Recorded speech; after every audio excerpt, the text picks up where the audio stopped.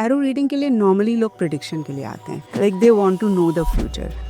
और मुझे लगता है कि ये भी एक चीज है कि लोग ना गाइडेंस के लिए इन टूल को नहीं यूज करना चाहते हैं, they only want to know the future. For example, अगर मेरे पास कोई आया, मेरा प्रोफेशनल फ्रंट कैसा रहेगा, उसमें आगे आ गया 5 ऑफ पेंटिकल्स विच सेज कि मनी, पैसे को लेके बहुत परेशानी हो सकती है, तो अब इस चीज को सुन के डरना नहीं है। टैरो कार्ड की इमेजेस में there are glimpses of all the countries में कह सकती हूँ, ऑल द ट्रेडिशंस। जब आप 3 ऑफ पेंटिकल्स का कार्ड देखते हैं, देयर इज अ वुमन जो एक दुपट्टा ओढ़ के खड़ी है, तो वो मुस्लिम और इंडियन कल्चर हो गया। चैरियट के कार्ड में there is a Shivling, you can see a Shivling, तो वो इंडियन कल्चर हो गया। तो आपको टैरो में हर कंट्री, हर कल्चर, हर ट्रेडिशन के ग्लिम्पसेस मिलेंगे। Major arcana cards major events के बारे में बताते हैं ना। आर्काना इज सीक्रेट, सीक्रेट मतलब इसमें बहुत सारे रहस्य छुपे हुए हैं। अगर हमने इन कार्ड्स का मीनिंग समझ लिया तो हमें बहुत कुछ हम डिकोड खुद ही कर पाएंगे फिर तो मुझे वो समझना है मैम कि कौन से ऐसे बहुत इंपॉर्टेंट कार्ड्स हैं जो लाइफ में लोगों की मेजर एरियाज कवर कर देंगे। जैसे मान लेते इस कार्ड में आप देख रहे हैं कि इस इंसान के हाथ में ग्लोब है, तो ग्लोब का मतलब यहाँ पर हुआ कि दुनिया मेरी मुट्ठी में, क्योंकि हाथ में है। वॉन्ड्स का कार्ड है, एंथुसियाज्म, एक्साइटमेंट। अच्छा, 2 नंबर का कार्ड है। 2 नंबर न्यूमरोलॉजी में डिसीजंस और चॉइसेस को रिप्रेजेंट करता है। अगर किसी को पैसे मैनिफेस्ट करना है मैम, उसको क्या करना, कौन सा कार्ड यूज करना चाहिए? 10 ऑफ कप्स मैरिज की बात करता है और लव मैरिज की बात करता है। इनफैक्ट क्योंकि बहुत सारे बच्चों का आजकल सवाल होता है, मैम लव मैरिज होगी, अरेंज मैरिज होगी। मैजिशियन हर चीज को कंट्रोल करना चाहता है। अच्छा, इसका पॉजिटिव है कि आपकी लाइफ में कुछ भी मैजिकल होने वाला है। तो the power is with in you. ये कार्ड मैनिफेस्टेशन के लिए भी है। तो high priestess also talks about secretive energies, या तो आपके लव्ड वन आपसे कोई छुपा रहे हैं या आप छुपा रहे हैं, something that is hidden, that is secretive. वो टीनेजर है और वो रिलेशनशिप्स में आ रहा है, उसके फ्रेंड्स बन रहे हैं, लव हो रहा है या कुछ, तो ये लवर्स का कार्ड है। इंसान लाइट एंड लेकर, ऑब्वियसली हम कोई चीज ढूंढते हैं, हम कोई चीज देख रहे हैं, तो ये कार्ड कहता है लुकिंग फॉर समथिंग। अब यहाँ पे कोई भी चीज हो सकती है, कोई आपकी लिटरल आइटम भी हो सकती है, या कभी कभी होता है ना कि मेरे पास सब कुछ है लेकिन एक मिसिंग फीलिंग है। मैं कोई आइडिया ढूंढ रहा हूँ, मैं एक शांति ढूंढ रहा हूँ, मैं हैप्पीनेस ढूंढ रहा हूँ। अब आप इस कार्ड को देखें, ये जो बंदा है ना, इसके सिर के नीचे हेलो है, इसके हाथ बंधे हुए हैं, पैर बंधे हुए हैं। तो सबसे पहली चीज, स्टक फील कर रहे हो, आप बहुत कुछ करना चाहते हो, नहीं कर पा रहे हो, आपको ऐसे लग रहा है आपके हाथ बंधे हुए हैं। तो if you don't want this, change current energy, change current action initiatives, change current through process, belief systems and future will change. तो डेथ के कार्ड को देखकर ना लोग नॉर्मली बड़ा डर जाते हैं, तो डेथ के कार्ड से डरना नहीं है। डेथ का कार्ड सिर्फ ये बोल रहा है कि इस चीज को लेट गो कर दो भाई, इसमें कुछ रिजल्ट नहीं है। And trust me, at times letting go is a way to let it in. Hello दोस्तों, लॉ ऑफ अट्रैक्शन के एक और जोरदार पॉडकास्ट में आपका बहुत बहुत स्वागत है। आज हम एक ऐसी साइंस के बारे में बात करने वाले हैं जिससे आपने जरूर, आपकी लाइफ में जरूर आया होगा, कहीं ना कहीं आपने किसी ना किसी को इसके बारे में देखा होगा। और जब हम किसी चीज को समझते हैं, तो जब हमें क्लैरिटी नहीं होती तो हम बहुत ज्यादा कंफ्यूज भी रहते हैं कि यार ये पता नहीं किस तरह की साइंस है, ये काम करती है या नहीं करती है, या किस इसके पीछे का एक्चुअल साइंस क्या है। तो आज हम इस पूरी साइंस पर, टैरो की साइंस पर बहुत डिटेल बात करने वाले हैं। ये पूरा का पूरा जो आज पॉडकास्ट है, ये एक पूरी की पूरी एक मास्टर क्लास होने वाली है, जहां पर आप डिटेल में जानेंगे कि टैरो रीडिंग कैसे की जाती है और टैरो को आप अपनी लाइफ में कैसे एज ए गाइडेंस टूल की तरह यूज कर सकते हैं, अपनी लाइफ में सही फैसले कैसे ले सकते हैं, गाइडिंग लाइट की तरह कैसे देख सकते हैं। और जैसे हम लॉ ऑफ अट्रैक्शन में बात करते हैं कि लाइफ में बेहतर चीजों को मैनिफेस्ट कर सकते हैं, बिकॉज अगर आप एक सही डिसीजन लेंगे तो आप लाइफ में सही डायरेक्शन में ही जाएंगे, सही चीजें मैनिफेस्ट भी करेंगे। तो मैम, आपका, किरण जी, आपका बहुत बहुत स्वागत है हमारे पॉडकास्ट पर। बहुत अच्छे, बहुत बढ़िया, and thank you so much for inviting me. Ma'am, मैं बहुत एक्साइटेड हूँ क्योंकि ये जो टॉपिक है, इस टॉपिक के बारे में मुझे बहुत कुछ नहीं पता है। जब मैंने टैरो के बारे में समझा या मैंने किसी को देखा, तो मैंने, सच बताऊं, या तो मैंने मूवीज में देखा, ठीक है, जहां पर लोग एक ग्लोब से सामने रखते हैं, उसमें से अलग अलग रोशनी आती है, उन्होंने बहुत सारी अंगूठियां पहनी हुई होती हैं, गले में माला होती है, और वो कुछ तो बताने की कोशिश कर रही है। मतलब that means not so good kind of image, है ना। और मुझे, लेकिन क्योंकि मैं इन सब साइंस को बहुत ज्यादा मानता हूं, तो मुझे पता है इन सब में पावर होती है, तभी ये साइंस है।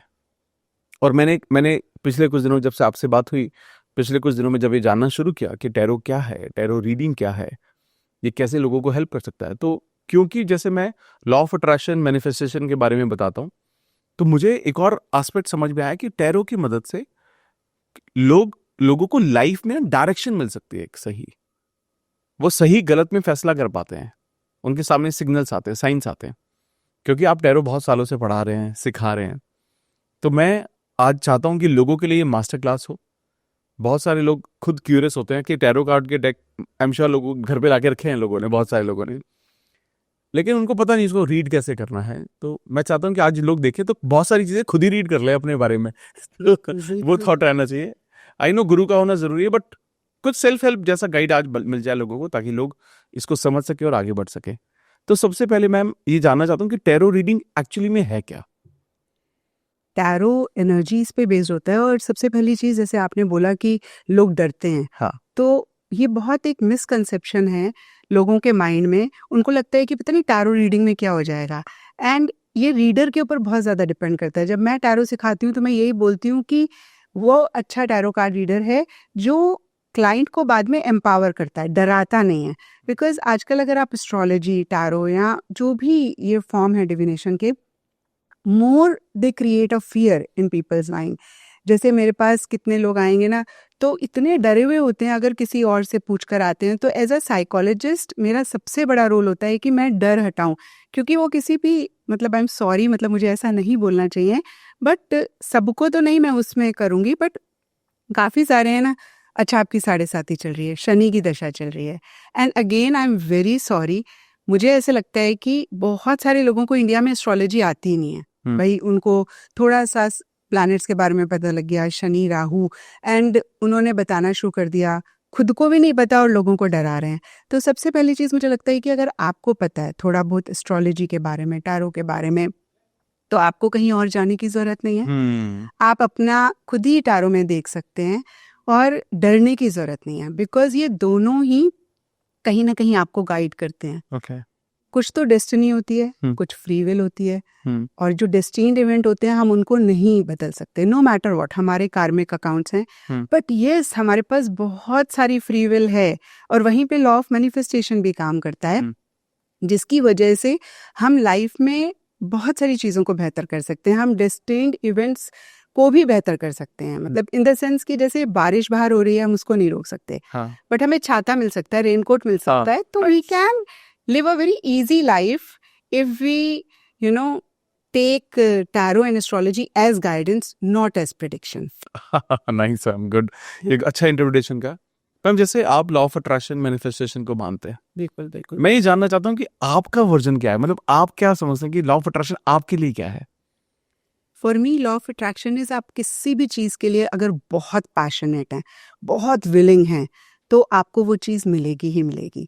और इनफैक्ट मुझे ऐसा लगता है कि जिस चीज़ की आपको मतलब जो चीज़ आपको मिल सकती है, उसी के लिए यूनिवर्स आपको डिज़ायर भी देता है।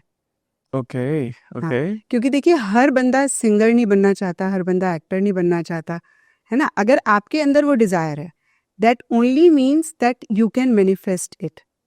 ये तो बहुत अच्छा पर्सपेक्टिव है, ये मैंने कभी सोचा ही नहीं मुझे- एक्चुअली में। इट इज मुझे ऐसा लगता है, क्योंकि देखिए हर बंदा एक्ट्रेस नहीं बनना चाहेगा, जैसे कि अभी मैंने कहा, और हर बंदा टैरो कार्ड रीडर नहीं बनना चाहेगा। Like we are 3 sisters. मेरी जो यंगर सिस्टर है, उसका डिजाइनिंग और ब्यूटी और इन सब चीज़ों में इतना इंटरेस्ट है, उसका बुटीक था, शी इज़ अ डिज़ाइनर। तो मेरे फादर ने मुझे बहुत बोला कि आप भी यही परस्यू कर लो, क्योंकि मैं फरीदाबाद में रहती थी, वहाँ पे कोई बुटीक नहीं था, और उसका काम सारा, like we are from Bareilly, तो वहाँ से होता था। मुझे ये चीज़ इंटरेस्टिंग ही नहीं लगती है, और मेरा मन ही नहीं करता ये करने को। And then I found my own calling and I got into tarot. तो उसको इन चीज़ों में इंटरेस्ट नहीं है, स्पिरिचुअलिटी में इतना। वो जो चीज़ की हमारे अंदर इंटरेस्ट है, दैट मीन्स कि यूनिवर्स वो हमें देना चाहता है, या वो हमारी किस्मत में है, मतलब मुझे ऐसा लगता है। नहीं मैम, ये बहुत फ्रेश पर्सपेक्टिव है और बहुत सही कि अगर मैं किसी चीज़ की डिज़ायर कर रहा हूँ, इसका मतलब ये है कि मैं उसे मैनिफेस्ट कर सकता हूँ, वरना वो डिज़ायर भी आएगी ही नहीं। Wow, this is so amazing. वो यूनिवर्स देगा ही नहीं। वो देगा ही नहीं। अमेजिंग। तो आप जब टैरो आप रीड करते हैं, तो आप तो काफ़ी सालों से सिखा रहे हैं, है ना? More than 18 years. 18 ईयर से आप सिखा रहे हो। तो मैम जब लोग आपके पास आते हैं टैरो के बारे में, तो क्या लोग पहले से नॉलेज रखते हुए आपके पास आते हैं या बिल्कुल जीरो होता है कि टैरो के बारे में कुछ नहीं जानते बट कहीं सुना था इसलिए आपके पास आए हैं गाइडेंस के लिए? तो लोग किस थॉट से आते हैं आपके पास नॉर्मली? टैरो रीडिंग के लिए, टैरो सीखने के लिए? टैरो रीडिंग के लिए। टैरो रीडिंग के लिए नॉर्मली लोग प्रिडिक्शन के लिए आते हैं, Okay. Like they want to know the future. Okay. और मुझे लगता है कि ये भी एक चीज है कि लोग ना गाइडेंस के लिए इन टूल को नहीं यूज करना चाहते हैं, they only want to know the future. But दोनों ही चीजें होनी चाहिए, बिकॉज टैरो में हम मानते हैं it is based on energies.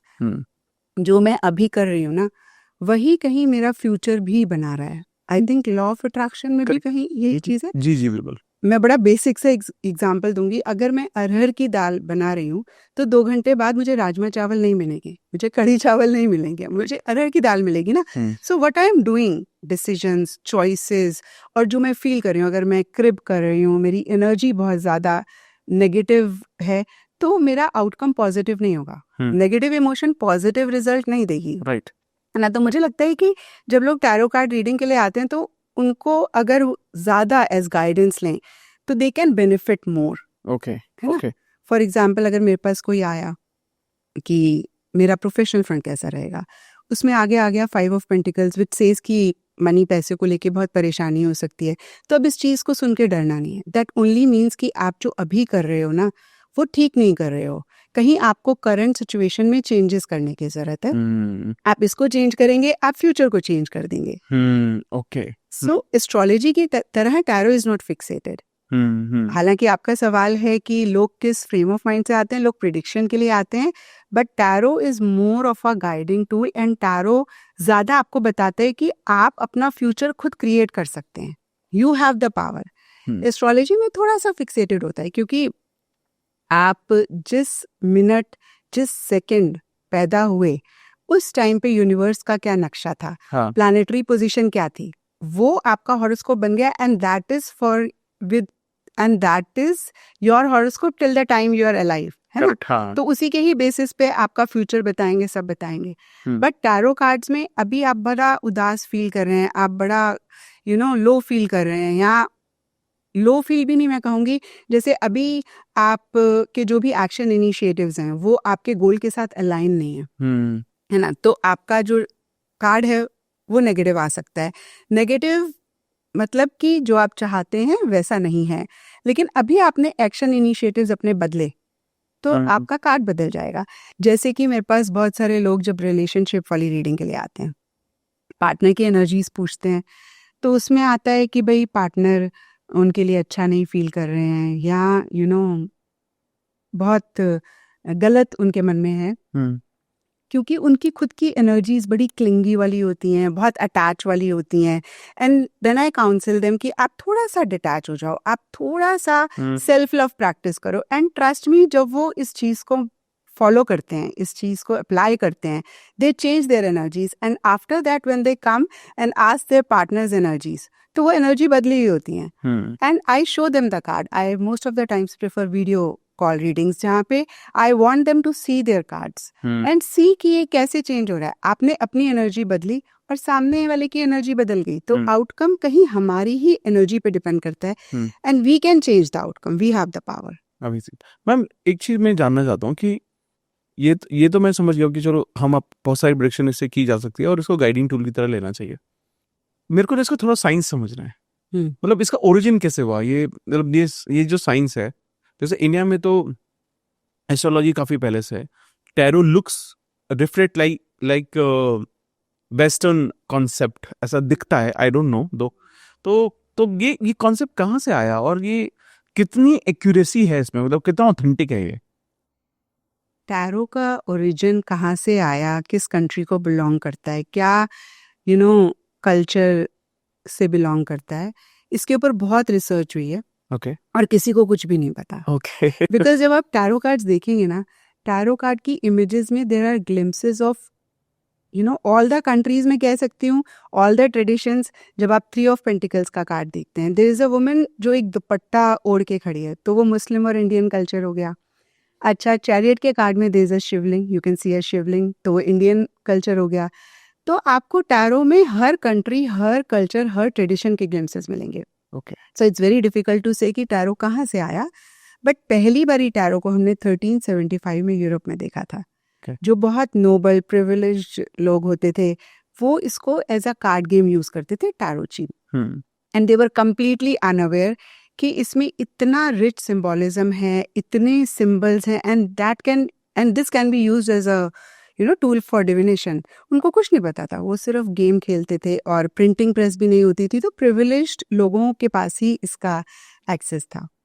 फिर 16th 17th सेंचुरी में जब फ्रेंच में और इंग्लैंड में ऑकल्ट के लोग आए, उसमें इंटरेस्ट आया, उनके हाथ में जब ये कार्ड्स पड़े तब उन्होंने देखा इसमें तो इतनी ब्यूटीफुल इमेजेस हैं, सिंबल्स हैं, and this can be a very beautiful tool for divination. तो टैरोची जो कार्ड गेम होता था उसमें 22 कार्ड्स होते थे। ओके। और टैरोची या ओके। एंड उस टाइम पे ना प्लेइंग कार्ड्स भी यूज हो रहे थे, बड़े पॉपुलर हो रहे थे as a tool for divination. और प्लेइंग कार्ड्स में 56 कार्ड्स होते हैं, तो इन दोनों को कंबाइन करके टैरो कार्ड्स बने हैं, तो टोटल नंबर होता है 78। ओके। और फिर जब 19th सेंचुरी में विलियम वेट, ये ऑकल्ट को बिलोंग करते थे, इन्होंने फिर जो आपके प्लेइंग कार्ड्स हैं इनको इमेजेस दी, क्योंकि प्लेइंग कार्ड्स में आपका क्या होता है भाई, इक्का हो गया, हुक्म की दुक्की हो गई, तो फिर इन्होंने उसको शेप देने मतलब इमेजेस दी। इससे क्या हुआ कि बहुत इजी हो गया लोगों के लिए प्रेडिक्ट करना। अब जैसे आप प्लेइंग कार्ड्स में देखें, बेगम है, राजा है और नाइट भी है, ऐसे ही कार्ड्स में भी क्वीन है, किंग है, नाइट है, पेज एक एडिशन है। अच्छा, आप प्लेइंग कार्ड्स में देखें, हुक्म है, तो हुक्म क्या होता है, अथॉरिटी, है ना। तो हमारे टैरो में सोर्ड्स हैं, सोर्ड्स पुराने जमाने में किनके पास होती थी, राजा के पास, सोल्जर्स के। So it is so easy and sword किसके लिए यूज होती थी, फाइट के लिए यूज होती थी, समटाइम्स गुड समटाइम्स बैड, है ना। जिसके पास तलवार है वो कभी सच के लिए भी लड़ता था, और जिसके पास पावर आती थी उसको मिसयूज भी करता था। तो ये हमारे सोर्ड्स हैं टैरो में। जो हुक्म हो गया, है ना, जो हार्ट होता है, पान जिसे हम कहते हैं ना, वो हार्ट क्या हुआ, दिल। तो जो कप्स हैं टैरो में वो दिल को रिप्रेजेंट करते हैं। तो जो भी इमोशंस हैं, फीलिंग्स हैं, लव, प्यार, मोहब्बत, उसको सबको कप्स रिप्रेजेंट करते हैं। ओके। तो चिड़ी हो गई, हमारे वॉन्ड्स हो गए। चिड़ी क्या करती है, उड़ती है आसमान में, है ना, कभी इधर कभी उधर, ऐसे ही वॉन्ड्स होते हैं, कभी इधर कभी उधर। राइट। एंड चौथा हमारा हो गया डायमंड। डायमंड का मतलब क्या हुआ, diamond is something that can be bought with money, है ना। तो डायमंड्स पेंटिकल्स को रिप्रेजेंट करते हैं, pentacles is money in tarot. Okay. तो ये जो आपके प्लेइंग कार्ड्स हैं, जो माइनर आर्काना कार्ड्स हैं, वो उसी का ही वर्जन है, यानी कि उसी को ही उन्होंने कन्वर्ट करा हुआ है इमेजेस में। ये मेजर और माइनर आर्काना क्या है ma'am? Major arcana cards major events के बारे में बताते हैं। अच्छा, ओके। है ना। आर्काना इज सीक्रेट, सीक्रेट मतलब इसमें बहुत सारे रहस्य छुपे हुए हैं ओके हर कार्ड में, and they are so rich in symbolism. अगर आप मेजर आर्काना को देखें, हर चीज का कोई ना कोई मीनिंग है। जैसे कि मेजर आर्काना में अगर आप फूल कार्ड को देखें, तो फूल अगर ऊपर देख रहा है मतलब वो यूनिवर्स पे सरेंडर कर रहा है। तो जैसे आप फूल कार्ड देखते हैं, अब फूल ने देखिए किस कलर के कपड़े पहने हैं, रंग बिरंगे, सो दिस टेल्स कि this person is a very happy go lucky kind of a person. अच्छा, उसने जो वॉन्ड पकड़ा हुआ है बड़े ही कैजुअली पकड़ा है, it means this person is care free. Also अगर हम नेगेटिव वर्जन देखें, केयरलेस, है ना। फिर उसमें डॉग है, डॉग क्या रिप्रेजेंट करता है, loyalty, faithfulness.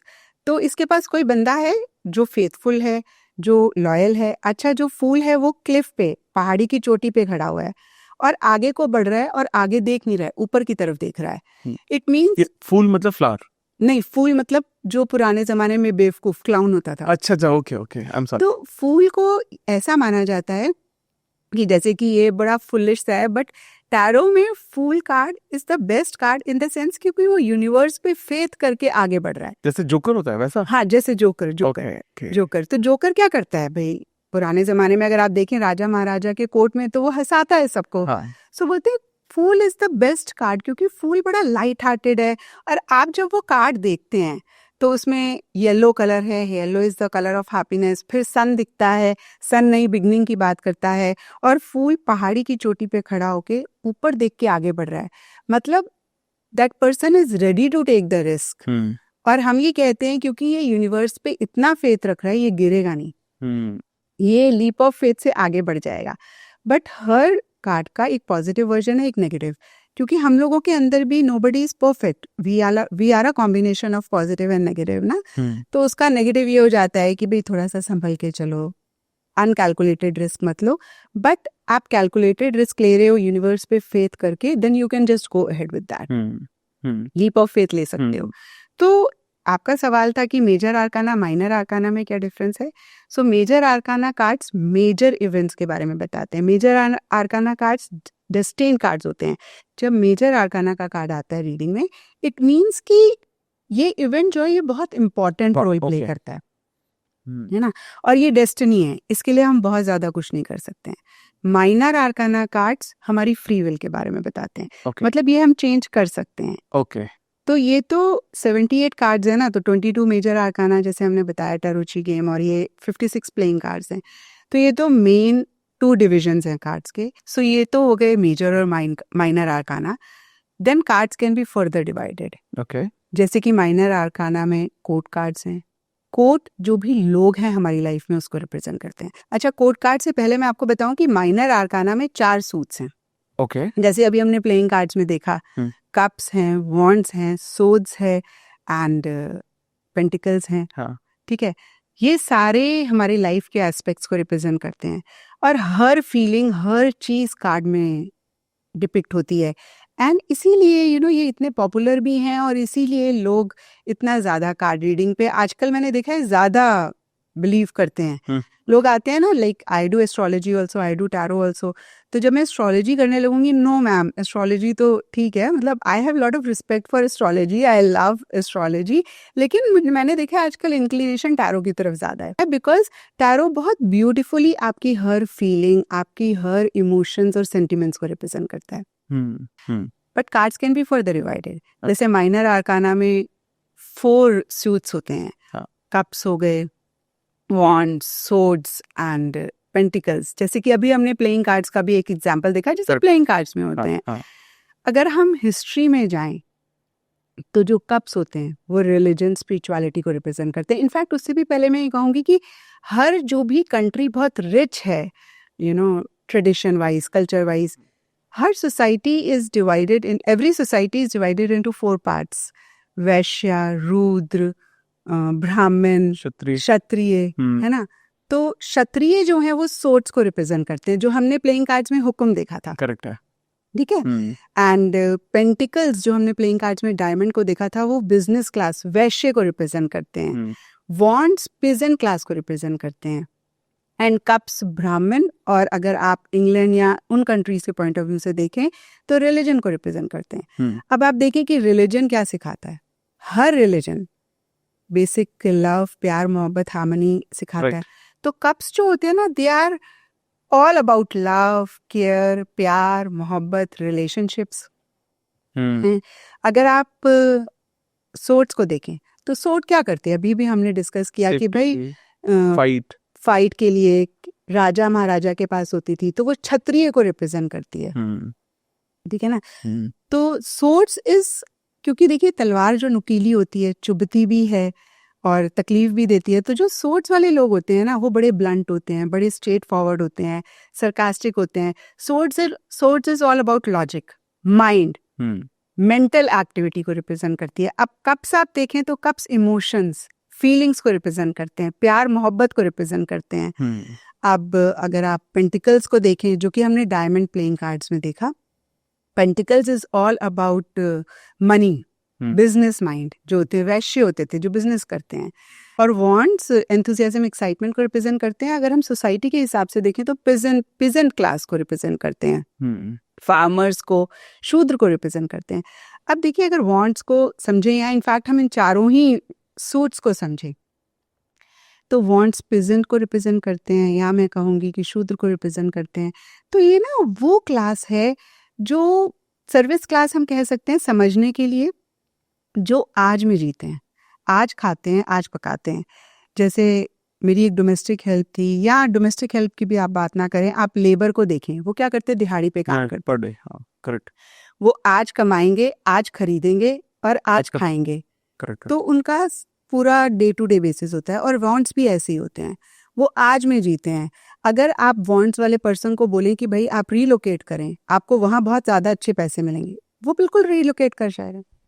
Am I right? लेकिन अगर आप बिजनेस क्लास को बोलें कि आप रीलोकेट करें, तो वो नहीं करेगा, क्योंकि उसने फैलाया हुआ है। इसमें अच्छा एलिमेंट्स भी होते हैं जो मैं इसके बाद बताऊंगी, and that will also connect and make lot of sense. अब अगर आप सोर्ड्स पे आए, तो सोर्ड्स रॉयल क्लास, रॉयल भी नहीं, मैं कहूंगी कि क्षत्रिय को रिप्रेजेंट करते हैं। तो Kshatriya is all about fighting for the truth at times. और जब पावर पोजीशन आती है तो हम उसको मिस यूज भी एट टाइम्स करते हैं। तो गवर्नमेंट क्लास को आपका सोर्ड्स रिप्रेजेंट करेंगे, है ना, जो भी अथॉरिटेटिव फिगर्स हैं, क्योंकि पावर आती है सोर्ड से। अब इनके एलिमेंट्स भी होते हैं। Okay. Wants is fire element, cups is water element. Cup में क्या करते हैं, हम पानी डाल के पीते हैं ना, है ना। और आपका swords is air element. Mental activity बड़े स्विफ्ट होते हैं, हवा कितनी तेजी से चलती है, ओके, है ना। और पेंटिकल्स इज अर्थ। अर्थ क्या होता है, सॉलिड। अब आप इस हिसाब से अगर समझें, तो पेंटिकल्स को जैसे मैंने अभी बताया आपको कि बिजनेस क्लास है, वो जल्दी जल्दी रिलोकेट नहीं करेगा। तो अर्थ क्या है, सॉलिड है। अर्थ में हम क्या करते हैं, प्लांट्स ग्रो करते हैं, तो वो अपनी रूट्स, जड़ें बहुत डीप जमीन में लेकर आते हैं। तो प्लांट को उखाड़ना थोड़ा सा मुश्किल है ना। पानी को आप कन्वर्ट कर सकते हैं, इधर से उधर चेंज कर सकते हैं। हवा भी है तो वो उड़ जाएगी, है ना। फायर ठीक है, भड़कती है, बट सबसे ज्यादा मुश्किल रीलोकेट करना, या मैं कहूंगी कि अपना माइंड भी उस हिसाब से चेंज करना, पेंटिकल्स के लिए मुश्किल होता है। They are very rigid, they are very fixated. तो अब आप अगर अर्थ से समझें पेंटिकल्स को, तो आप और अच्छे से समझ पाएंगे। तो कई लोग ना बड़ा डरते हैं, अरे 78 कार्ड्स हैं, कैसे हम समझेंगे, मीनिंग्स उनके कैसे आएंगे। बट अगर आप इस तरीके से कार्ड्स को समझते हैं, you will love them like anything. और आपको इतना इंटरेस्ट आएगा, आप खो जाएंगे उसमें, और आपको मजा आना शुरू। मैं भी खो रहा हूँ बिल्कुल, क्योंकि शायद ही ना, मतलब देखिए, मैं मानता हूँ कि सब समझना मुश्किल है, लेकिन अगर हमने इन कार्ड्स का मीनिंग समझ लिया, तो हमें बहुत कुछ हम डिकोड खुद ही कर पाएंगे फिर तो। यस। और पता है, अगर आपने इनका बेसिक समझ लिया, जैसे बोलते हैं ना, सीधा आप गाना सीखते हैं तो आप एक ही गाने तक सीमित रहते हैं। लेकिन अगर आपने सारे गामा सीख लिया ना, तो आप कोई भी धुन बजा सकते हैं। तो जब मैं सिखाती हूँ ना, मैं बहुत ज्यादा फोकस बेसिक पे करती हूँ, कि आप पहले समझें कि पेंटिकल्स क्या हैं, क्यों वो ऐसे हैं, तो आप कार्ड्स बहुत अच्छे से इंटरप्रेट कर पाएंगे। करेक्ट है। तो देखिए, अगर आप पेंटिकल्स को ऐसे देखें कि वो अर्थ एलिमेंट है, अर्थ रिजिड है, अर्थ सॉलिड है। अब अगर आप कप्स को देखें, कप्स पानी, वाटर एलिमेंट को रिप्रेजेंट करते हैं। अब पानी बड़ा फ्लेक्सिबल है, आप जिस कंटेनर में डालेंगे उसकी शेप ले लेगा। करेक्ट है। आप उसमें जो लिक्विड डालेंगे वो अपनी आइडेंटिटी खो के वो बन जाएगा। आपने पानी में शरबत डाला, तो थोड़ी देर बाद आप ये नहीं बोलेंगे ये पानी है, आप बोलेंगे ये शरबत है। तो उसने अपनी आइडेंटिटी खो दी, राइट। तो cups, people are very flexible. ये बड़ी जल्दी इन्फ्लुएंस हो जाएंगे, ये बड़ी जल्दी लोगों के हिसाब से चल लेंगे। अच्छा, पानी इमोशंस को भी रिप्रेजेंट करता है, इनका झट रोना निकल जाएगा, ये बड़ी जल्दी आंसू बहा देंगे। और जो पेंटिकल्स हैं वो सॉलिड, फिक्सेटेड। अच्छा, अगर फिक्सेटेड को पॉजिटिव सेंस से देखें तो विल पावर, डिटर्मिनेशन पेंटिकल्स में बहुत है, लेकिन साथ ही साथ जिद्दी भी हैं, स्टर्बन भी हैं। अब इस हिसाब से आप कप्स को देखें, बड़े फ्लेक्सिबल हैं, लेकिन इतनी जल्दी इन्फ्लुएंस हो जाते हैं कि अपनी आइडेंटिटी ही नहीं मेंटेन कर पाते हैं। तो हर का ना एक पॉजिटिव और नेगेटिव वर्जन होता है। अब आप सोर्ट्स को देखें तो उनके लिए पावर, पोजीशन, अथॉरिटी बहुत इंपॉर्टेंट है, और एट टाइम्स हमें चाहिए भी होती है पावर, पोजीशन, अथॉरिटी, बट हम कई बार उसको मिसयूज भी, डोमिनेट करने लगते हैं गलत तरीके से। यस। देखो, अब आपको कुछ नहीं पता, swords people are dominating, swords people are controlling. तो इतनी सी चीज से आपने कार्ड्स को समझ लिया, और आई एम श्योर जब आप कार्ड्स करेंगे तो आप कर पाएंगे बहुत इजीली। अच्छा, वॉन्ट्स फायर एलिमेंट है, तो full of life, full of energy. अब आप इसको देखें कि पीजेंट क्लास है, जो शूद्र, मतलब जो आज में जीते हैं, लेबर क्लास। लेबर का मतलब ये नहीं कि दे आर गरीब, वो पुअर है। लेबर का मैं इस तरीके से समझा रही हूँ कि लाइक वो आज में जीते हैं, सिर्फ आज पर फोकस है, कल के बारे में सोचा ही नहीं है। जो कमाना है सब उड़ाना आज ही है, सब पूरी मस्ती करना है, सब कुछ आज ही, सब कुछ लॉन्ग टर्म नहीं सोचते, वेरी शॉर्ट टर्म पीपल। हाँ, शॉर्ट टर्म पीपल। मतलब जो लॉ ऑफ अट्रैक्शन में हम एक चीज बोलते भी हैं कि भाई आप करंट में जियो, आज में जियो। आज को अगर आपने बेहतर कर लिया, आज आपके डिसीजंस अच्छे हैं, तो फ्यूचर अपने आप अच्छा हो जाएगा। करेक्ट। तो कहीं ना कहीं वो एक वांट्स हैं, बट उनके भी कुछ नेगेटिव्स हैं। वो इम्पल्सिव हो जाते हैं क्योंकि इतने पैशनेट हो जाते हैं, इतने एंथुसियास्टिक हो जाते हैं। तो हर एक का एक पॉजिटिव, एक नेगेटिव वर्जन है। करेक्ट। अब मैम जैसे अब ये डेफिनेशन तो बहुत सारी समझ में आ गई, और हम जितना भी मैं आपसे सुन रहा हूँ, हम सबके रिलेवेंट इमेजेस लगा देंगे ताकि लोगों को इजीली और समझ में आ पाए। और लेकिन अब मुझे ये जानना है मैम, स्पेसिफिक केसेस पर थोड़ा सा बात करते हैं, स्पेसिफिक कार्ड्स पर बात करते हैं। अब क्या है कि अगर किसी भी इंसान को अपनी लाइफ में गाइडेंस चाहिए किसी भी तरीके से, तो वो देखते हैं कि क्या मिलता है। जैसे कि अगर कोई ऐसे कार्ड्स हैं क्या जिसको देख के, जैसे आप समझते हैं, आप हम बात भी कर रहे थे पहले कि लॉ ऑफ अट्रैक्शन मैनिफेस्टेशन में एक बहुत इंपॉर्टेंट चीज है विजुअलाइजेशन। और आपने बताया था कि अगर कोई भी विजुअलाइजेशन कर रहा है और अगर स्पेसिफिक कार्ड के साथ करता है तो वो बहुत स्ट्रांग हो सकता है, वो अपने विजन बोर्ड पर उसको लगा सकता है, उसको बहुत हेल्प होगा। तो मुझे वो समझना है मैम कि कौन से ऐसे बहुत इंपॉर्टेंट कार्ड्स हैं जो लाइफ में लोगों की मेजर एरियाज कवर कर देंगे। जैसे मान लेते करियर है, बिजनेस है, रिलेशनशिप है, हेल्थ है, पैसा है, जॉब है, स्टूडेंट अगर कोई है, तो उनके लिए रेलेवेंट कार्ड कौन से जिसको देख के उनको विजुअलाइजेशन करना चाहिए या विजन बोर्ड वगैरह पर वो लगा सकते हैं। तो कौन से कार्ड होंगे वो मैम? देखिए, जैसे मैंने अभी आपको बताया कि कार्ड्स हर जो एरिया है लाइफ का उसको रिप्रेजेंट करते हैं। तो अगर कोई लव रिलेशनशिप को मैनिफेस्ट करना चाहता है, 2 ऑफ कप्स है, लवर्स का कार्ड है, वो अपने विजन बोर्ड में इंक्लूड कर सकते हैं। और कोई भी छोटा सा सिंपल सा वो डेक खरीद सकते हैं। क्योंकि क्या होता है ना, कार्ड्स एक तो यूनिवर्सल मीनिंग्स हैं, हाँ। जो कि शायद हमारा कॉन्शियस माइंड नहीं देख पा रहा है, नहीं समझ पा रहा है, बट सबकॉन्शियस माइंड उसको देख पा रहा है। बिकॉज सबकॉन्शियस माइंड यूनिवर्स से या हायर सेल से कनेक्टेड है, तो वो उसको समझ पा रहा होता है। Then they help you a lot in manifestation. जैसे अगर आपको लव रिलेशनशिप करना है, तो यहाँ पर देखिए लवर्स है और 2 ऑफ कप्स के कार्ड्स हैं। हाँ। तो ये आप अपने विजन बोर्ड में इंक्लूड कर सकते हैं। एंड देखिए कितना सिंपल है कार्ड्स को समझना। कोई भी और फॉर्म ऑफ डिविनेशन हो, जैसे कि एस्ट्रोलॉजी हो गई, न्यूमरोलॉजी हो गई, तो आप देख कर नहीं बता पाएंगे। हाँ। बट ये आप देख कर ही बता पाएंगे that these cards are talking about love relationships, है ना। आप देखिए यहाँ पे सन का कार्ड है। हाँ। तो अगर आप सक्सेस मैनिफेस्ट करना चाहते हैं, ओके, तो सन क्या रिप्रेजेंट करता है? जब सुबह सन आता है, अंधेरा गायब हो जाता है। करेक्ट है ना। तो जो भी आपकी प्रॉब्लम्स हैं वो खत्म हो जाएंगी, जो भी चीजें आपको कंफ्यूजन दे रही हैं या आपको नहीं समझ में आ रही हैं। फिर सन क्लैरिटी लेकर आता है, सन नई बिगनिंग लेकर आता है। तो अगर आप इन चीजों को मैनिफेस्ट करना चाहते हैं, आप सन को कर सकते हैं। Sun is also victory, sun is also success, sun is also happiness. तो इन सब चीज़ों को अगर आपने मैनिफेस्ट करना है, आप विजन बोर्ड में एक सन का कार्ड लगा दीजिए। इनफैक्ट मैं कहूँगी आप कुछ भी मैनिफेस्ट करना चाह रहे हैं, सन तो लगा ही दीजिए, because sun is success and victory, sun is happiness, sun is joy. अच्छा, कितनी कंट्रीज में सन को सन को फन, मजा मस्ती के साथ रिप्रेजेंट किया जाता है, बोलते हैं ना कि हाँ। तो इनफैक्ट आप सन का कार्ड किसी भी उसमें लगा सकते हैं, जो भी आप मैनिफेस्ट कर रहे हैं, आप रिलेशनशिप या आप मनी है, सक्सेस, जो भी रिप्रेजेंट कर रहे हैं, सन तो आप इंक्लूड करिए। ग्रोथ, हर चीज में आपको लाइफ में वो ग्रोथ देगा।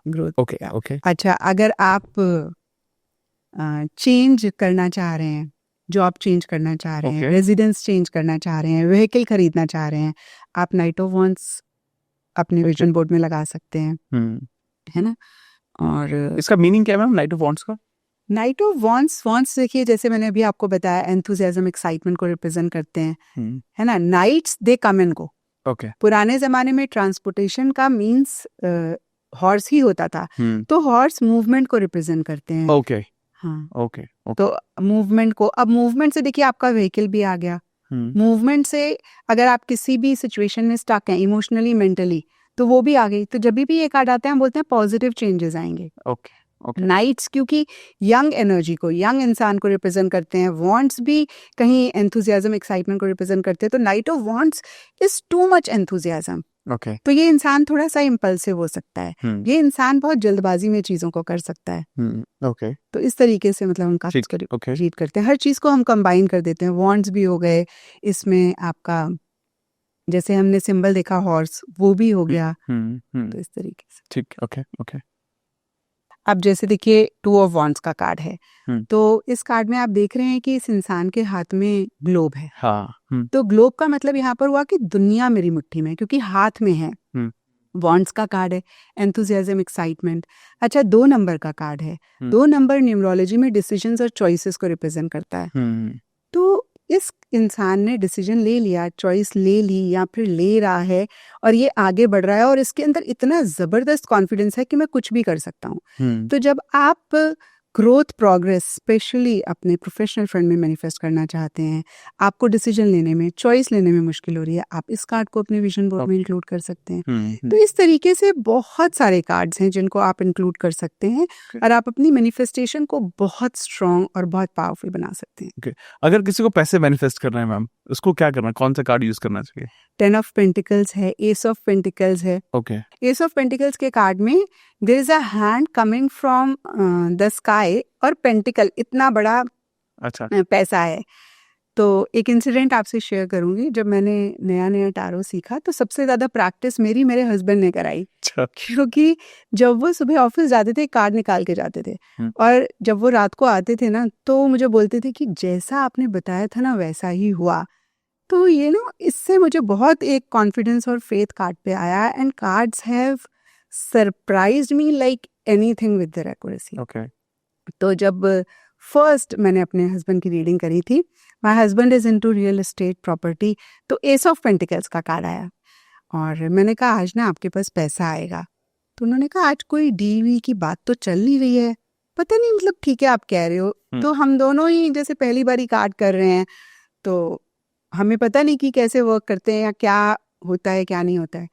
वो ऑफिस गए और उनकी रुकी हुई पेमेंट मिल गई, उनके पास पैसे आ गए, एंड उस दिन से जो हम लोगों का एक फेथ, जो हमारा एक विश्वास टैरो पे हुआ, वो अलग ही था। हालांकि बीच बीच में हमने टेस्ट किया है कार्ड्स को, बट उस दिन से बहुत एक फेथ आया। तो एस ऑफ पेंटिकल्स आप जरूर अपने विजन बोर्ड में इंक्लूड करें, आप 10 ऑफ पेंटिकल्स इंक्लूड करें। ये दोनों ही कार्ड्स मनी मैनिफेस्ट करने के लिए बहुत अच्छा है। अगर रिलेशनशिप के लिए तो आपने बताया वो जो लवर्स 2 ऑफ कप्स है, दो कार्ड्स आपने बताया। 10 ऑफ कप्स भी आप कर सकते हैं। ओके। 10 ऑफ कप्स मैरिज की बात करता है और लव मैरिज की बात करता है। इनफैक्ट क्योंकि बहुत सारे बच्चों का आजकल सवाल होता है मैम लव मैरिज होगी अरेंज मैरिज होगी, तो 10 ऑफ पेंटिकल्स आता है, आपकी अरेंज मैरिज होने के चांसेस हैं, बिकॉज पेंटिकल्स जैसे हमने बताया ना फिक्सेटेड हैं। तो उस हिसाब से अगर आप देखें ट्रेडिशन, कल्चर बहुत रूटेड हैं, अर्थ एलिमेंट है, तो पेंटिकल्स कहीं ट्रेडिशंस और कल्चर को ज्यादा रिप्रेजेंट करता है। तो पेंटिकल्स कहीं एक conservative mindset, old school thought को रिप्रेजेंट करता है। तो उस हिसाब से 10 ऑफ पेंटिकल्स अरेंज मैरिज को रिप्रेजेंट करेगा। 10 ऑफ कप्स का कार्ड या कोई भी कप्स का कार्ड है तो लव मैरिज को ज्यादा रिप्रेजेंट करेगा। ओके। और अगर फॉर एग्जांपल जैसे क्या ऐसे आपके पास आते होंगे, जैसे मैं अपने करियर को लेके कंफ्यूज हूँ कि मुझे डॉक्टर बनना है या इंजीनियर या कुछ भी, मेरे पास 2 ऑप्शंस हैं, मैं बाहर जाके पढूं या मैं इंडिया में ही पढ़ाई करूं। तो ऐसे सॉल्यूशंस क्या कार्ड के अकॉर्डिंग मिल जाते हैं या फिर क्या होता है मैम?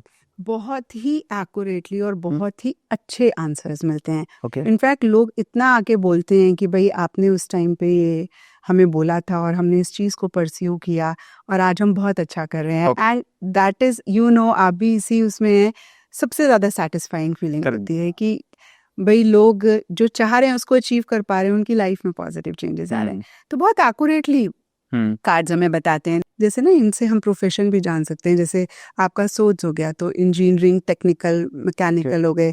कप्स को हम कैसे कहेंगे, जैसे मुझे वर्ड नहीं आ रहा है, जैसे और कौन कौन से प्रोफेशंस होते हैं, जैसे अगर कोई आपको रिस्क टेकिंग प्रोफेशन है, जैसे अगर आप आर्मी पुलिस में जाना चाहते हैं तो सोर्ड्स रिप्रेजेंट करेंगे।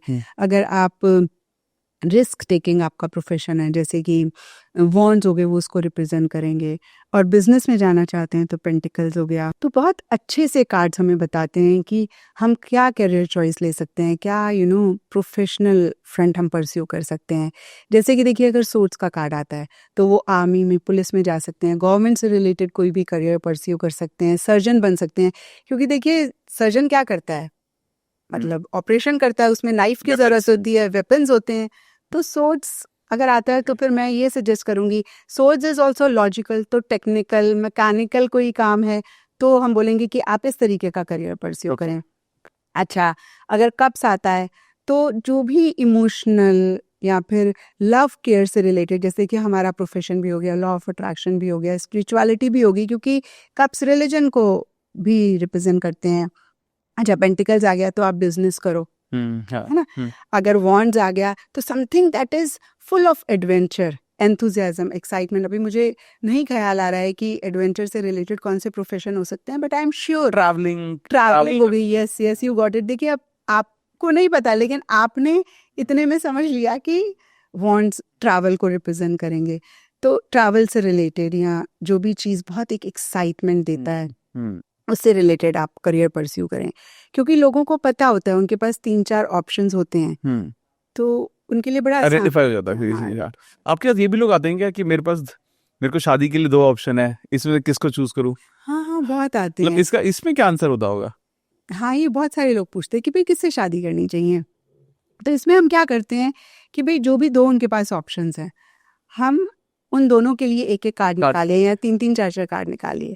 अब जिसके लिए सोर्ड का कार्ड आया या फिर पेंटिकल का कार्ड आया तो हम डिस्क्राइब कर देते हैं, भाई देखिए, ये इंसान के साथ शादी करेंगे तो आपकी लाइफ में ये होगा, और अगर आप कप्स वाले इंसान से शादी करेंगे तो लाइफ में ये होगा। और सबके लिए डिफरेंट होता है। कुछ लोग बोलते हैं कि भाई हमें ऐसा इंसान चाहिए जो आई लव यू बोले, तो फिर वो अपने आप डिसाइड कर सकते हैं कि भाई किस इंसान के साथ उसको शादी करनी है, because there is no good and bad, है ना। हाँ, करेक्ट। तो हम डिसीजन नहीं लेंगे, हम आपको बताएंगे कि भाई ये इंसान ऐसा होगा, ये इंसान ऐसा होगा, नाउ यू डिसाइड क्या आपको चाहिए, कैसा इंसान से आप शादी करना चाहते हो। Okay. और एक और चीज़ है, आजकल बहुत ज़्यादा लव रिलेटेड रीडिंग्स होती हैं, तो लोग बहुत ज़्यादा पूछते हैं कि मेरे पार्टनर की क्या एनर्जीज हैं, वो मेरे बारे में बहुत सोचते हैं। एंड आप बिलीव नहीं करेंगे, इतनी एक्यूरेटली कार्ड्स एनर्जीज के बारे में बताते हैं, सामने वाला हैरान हो रहा होता है। स्टार्टिंग में तो खैर मैं भी थोड़ा हैरान होती थी, अब तो आदत पड़ गई है, बट बहुत एक्यूरेटली कार्ड्स बिल्कुल डिटेल में एनर्जीज के बारे में बताते हैं। फॉर एग्जाम्पल, एक कार्ड है 6 ऑफ पेंटिकल्स। अब अगर आप इस कार्ड को देखेंगे तो एक इंसान बड़ी एक उस पोजीशन में है जहाँ पे उसने तराजू अपने हाथ में पकड़ा हुआ है और वो दे रहा है, और नीचे 2 बेगर्स हैं जो कि ले रहे हैं। ठीक है। तो पहली बार जब मैंने रीडिंग करी तो एक बंदी पूछती है कि भाई मेरे पार्टनर मेरे बारे में क्या सोचते हैं, तो ये कार्ड रिवर्स आया। तो मैंने कहा कि आप बहुत ज़्यादा एक उनसे भीख तो बोलना अच्छा नहीं लगता, बट एक्चुअली में उसका मतलब ये है कि आप भीख मांग रहे हैं रिलेशनशिप की। तो मैंने कहा कि आप बहुत ज़्यादा कन्विंस कर रहे हैं उनको भाई आपके साथ रिलेशनशिप में आने के लिए। मुझे ऐसे देखने लगी, तो बोलते आपको कैसे पता है? मैंने कहा because the card is telling me. तो फिर उनको गाइडेंस या काउंसलिंग दी जाती है कि भाई आप सेल्फ लव प्रैक्टिस करो जब तक आप सेल्फ रिस्पेक्ट नहीं मेंटेन करोगे। क्योंकि आजकल मैंने देखा है कि लव रिलेशनशिप्स में बहुत बड़ा एक रोल होता है कि हम अपनी आइडेंटिटी को भूल जाते हैं, हम खुद को भूल के जब सामने वाले को ओवर इम्पोर्टेंस देने लगते हैं, तभी रिलेशनशिप्स भी खराब होते हैं। तो इस तरीके से भी कार्ड्स सामने वाले की एनर्जीज बताते हैं, और आप अपनी एनर्जीज को जब चेंज करते हैं, सामने वाले की एनर्जीज चेंज होती हैं, आपका रिलेशनशिप बेहतर होता है। तो ये नॉर्मली जब आपके पास क्वेरीज आती हैं तो सबसे ज्यादा क्वेरीज अबाउट रिलेशनशिप होती हैं, मनी होती है, किस बारे में होती है मैम? सबसे ज्यादा रिलेशनशिप। क्योंकि पता है क्या, लोग क्या बोलते हैं, मैम प्रोफेशनल फ्रेंड तो कर लेंगे, ये रिलेशनशिप नहीं हैंडल हो रहा। अच्छा, आई नो ये थोड़ा सा डिफरेंट टॉपिक है, बट अगर हम इस चीज़ को समझें कि क्यों प्रोफेशनल फ्रेंड में उनको लगता है हम कर लेंगे, क्यों रिलेशनशिप में उनको लगता है भाई प्रॉब्लम है, रिलेशनशिप्स आर कॉम्प्लिकेटेड कहा भी जाता है। क्योंकि रिलेशनशिप में ना हम गोल नहीं बनाते हैं। प्रोफेशनल फ्रेंड में हमें पता होता है कि भाई हमें इतने पैसे कमाने हैं, हमें ये पोजीशन चाहिए। छोटे छोटे बच्चे, मैम ये तो मुझे चाहिए ही चाहिए। अगर उनको वो चीज नहीं मिल रही होती ना, बड़ी इजीली या बड़ी आसानी से they are ready to, easily आसानी नहीं बल्कि मैं कहूँगी they are willing to change, but relationship में वो अटक जाते हैं।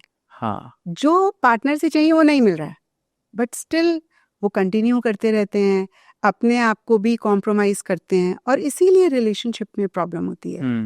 ये टैरो का सवाल नहीं है, बट एक्चुअली ये मैसेज अगर हम दे पाए कि क्यों भाई प्रोफेशनल फ्रंट में आपको लगता है मैनेज कर लेंगे, because you are very clear, you are willing to change और you are willing to give up if you are not getting what you want. इसमें आपको पता है आपका पार्टनर आपको अच्छे से ट्रीट नहीं कर रहा, आपको पता है आपका पार्टनर आपको रिस्पेक्ट नहीं कर रहा है, but still you are continuing. Ma'am, अब तक हमने माइनर अरकाना के बारे में तो बहुत बात कर ली है, बट जैसा आपने बताया कि 22 मेजर अरकानास होते हैं जो हमारी लाइफ के सबसे बड़े इवेंट्स को डिसाइड करते हैं, जो काइंड ऑफ फिक्स्ड होते हैं, है ना, और उसको अंडरस्टैंड करना सबसे ज्यादा जरूरी है।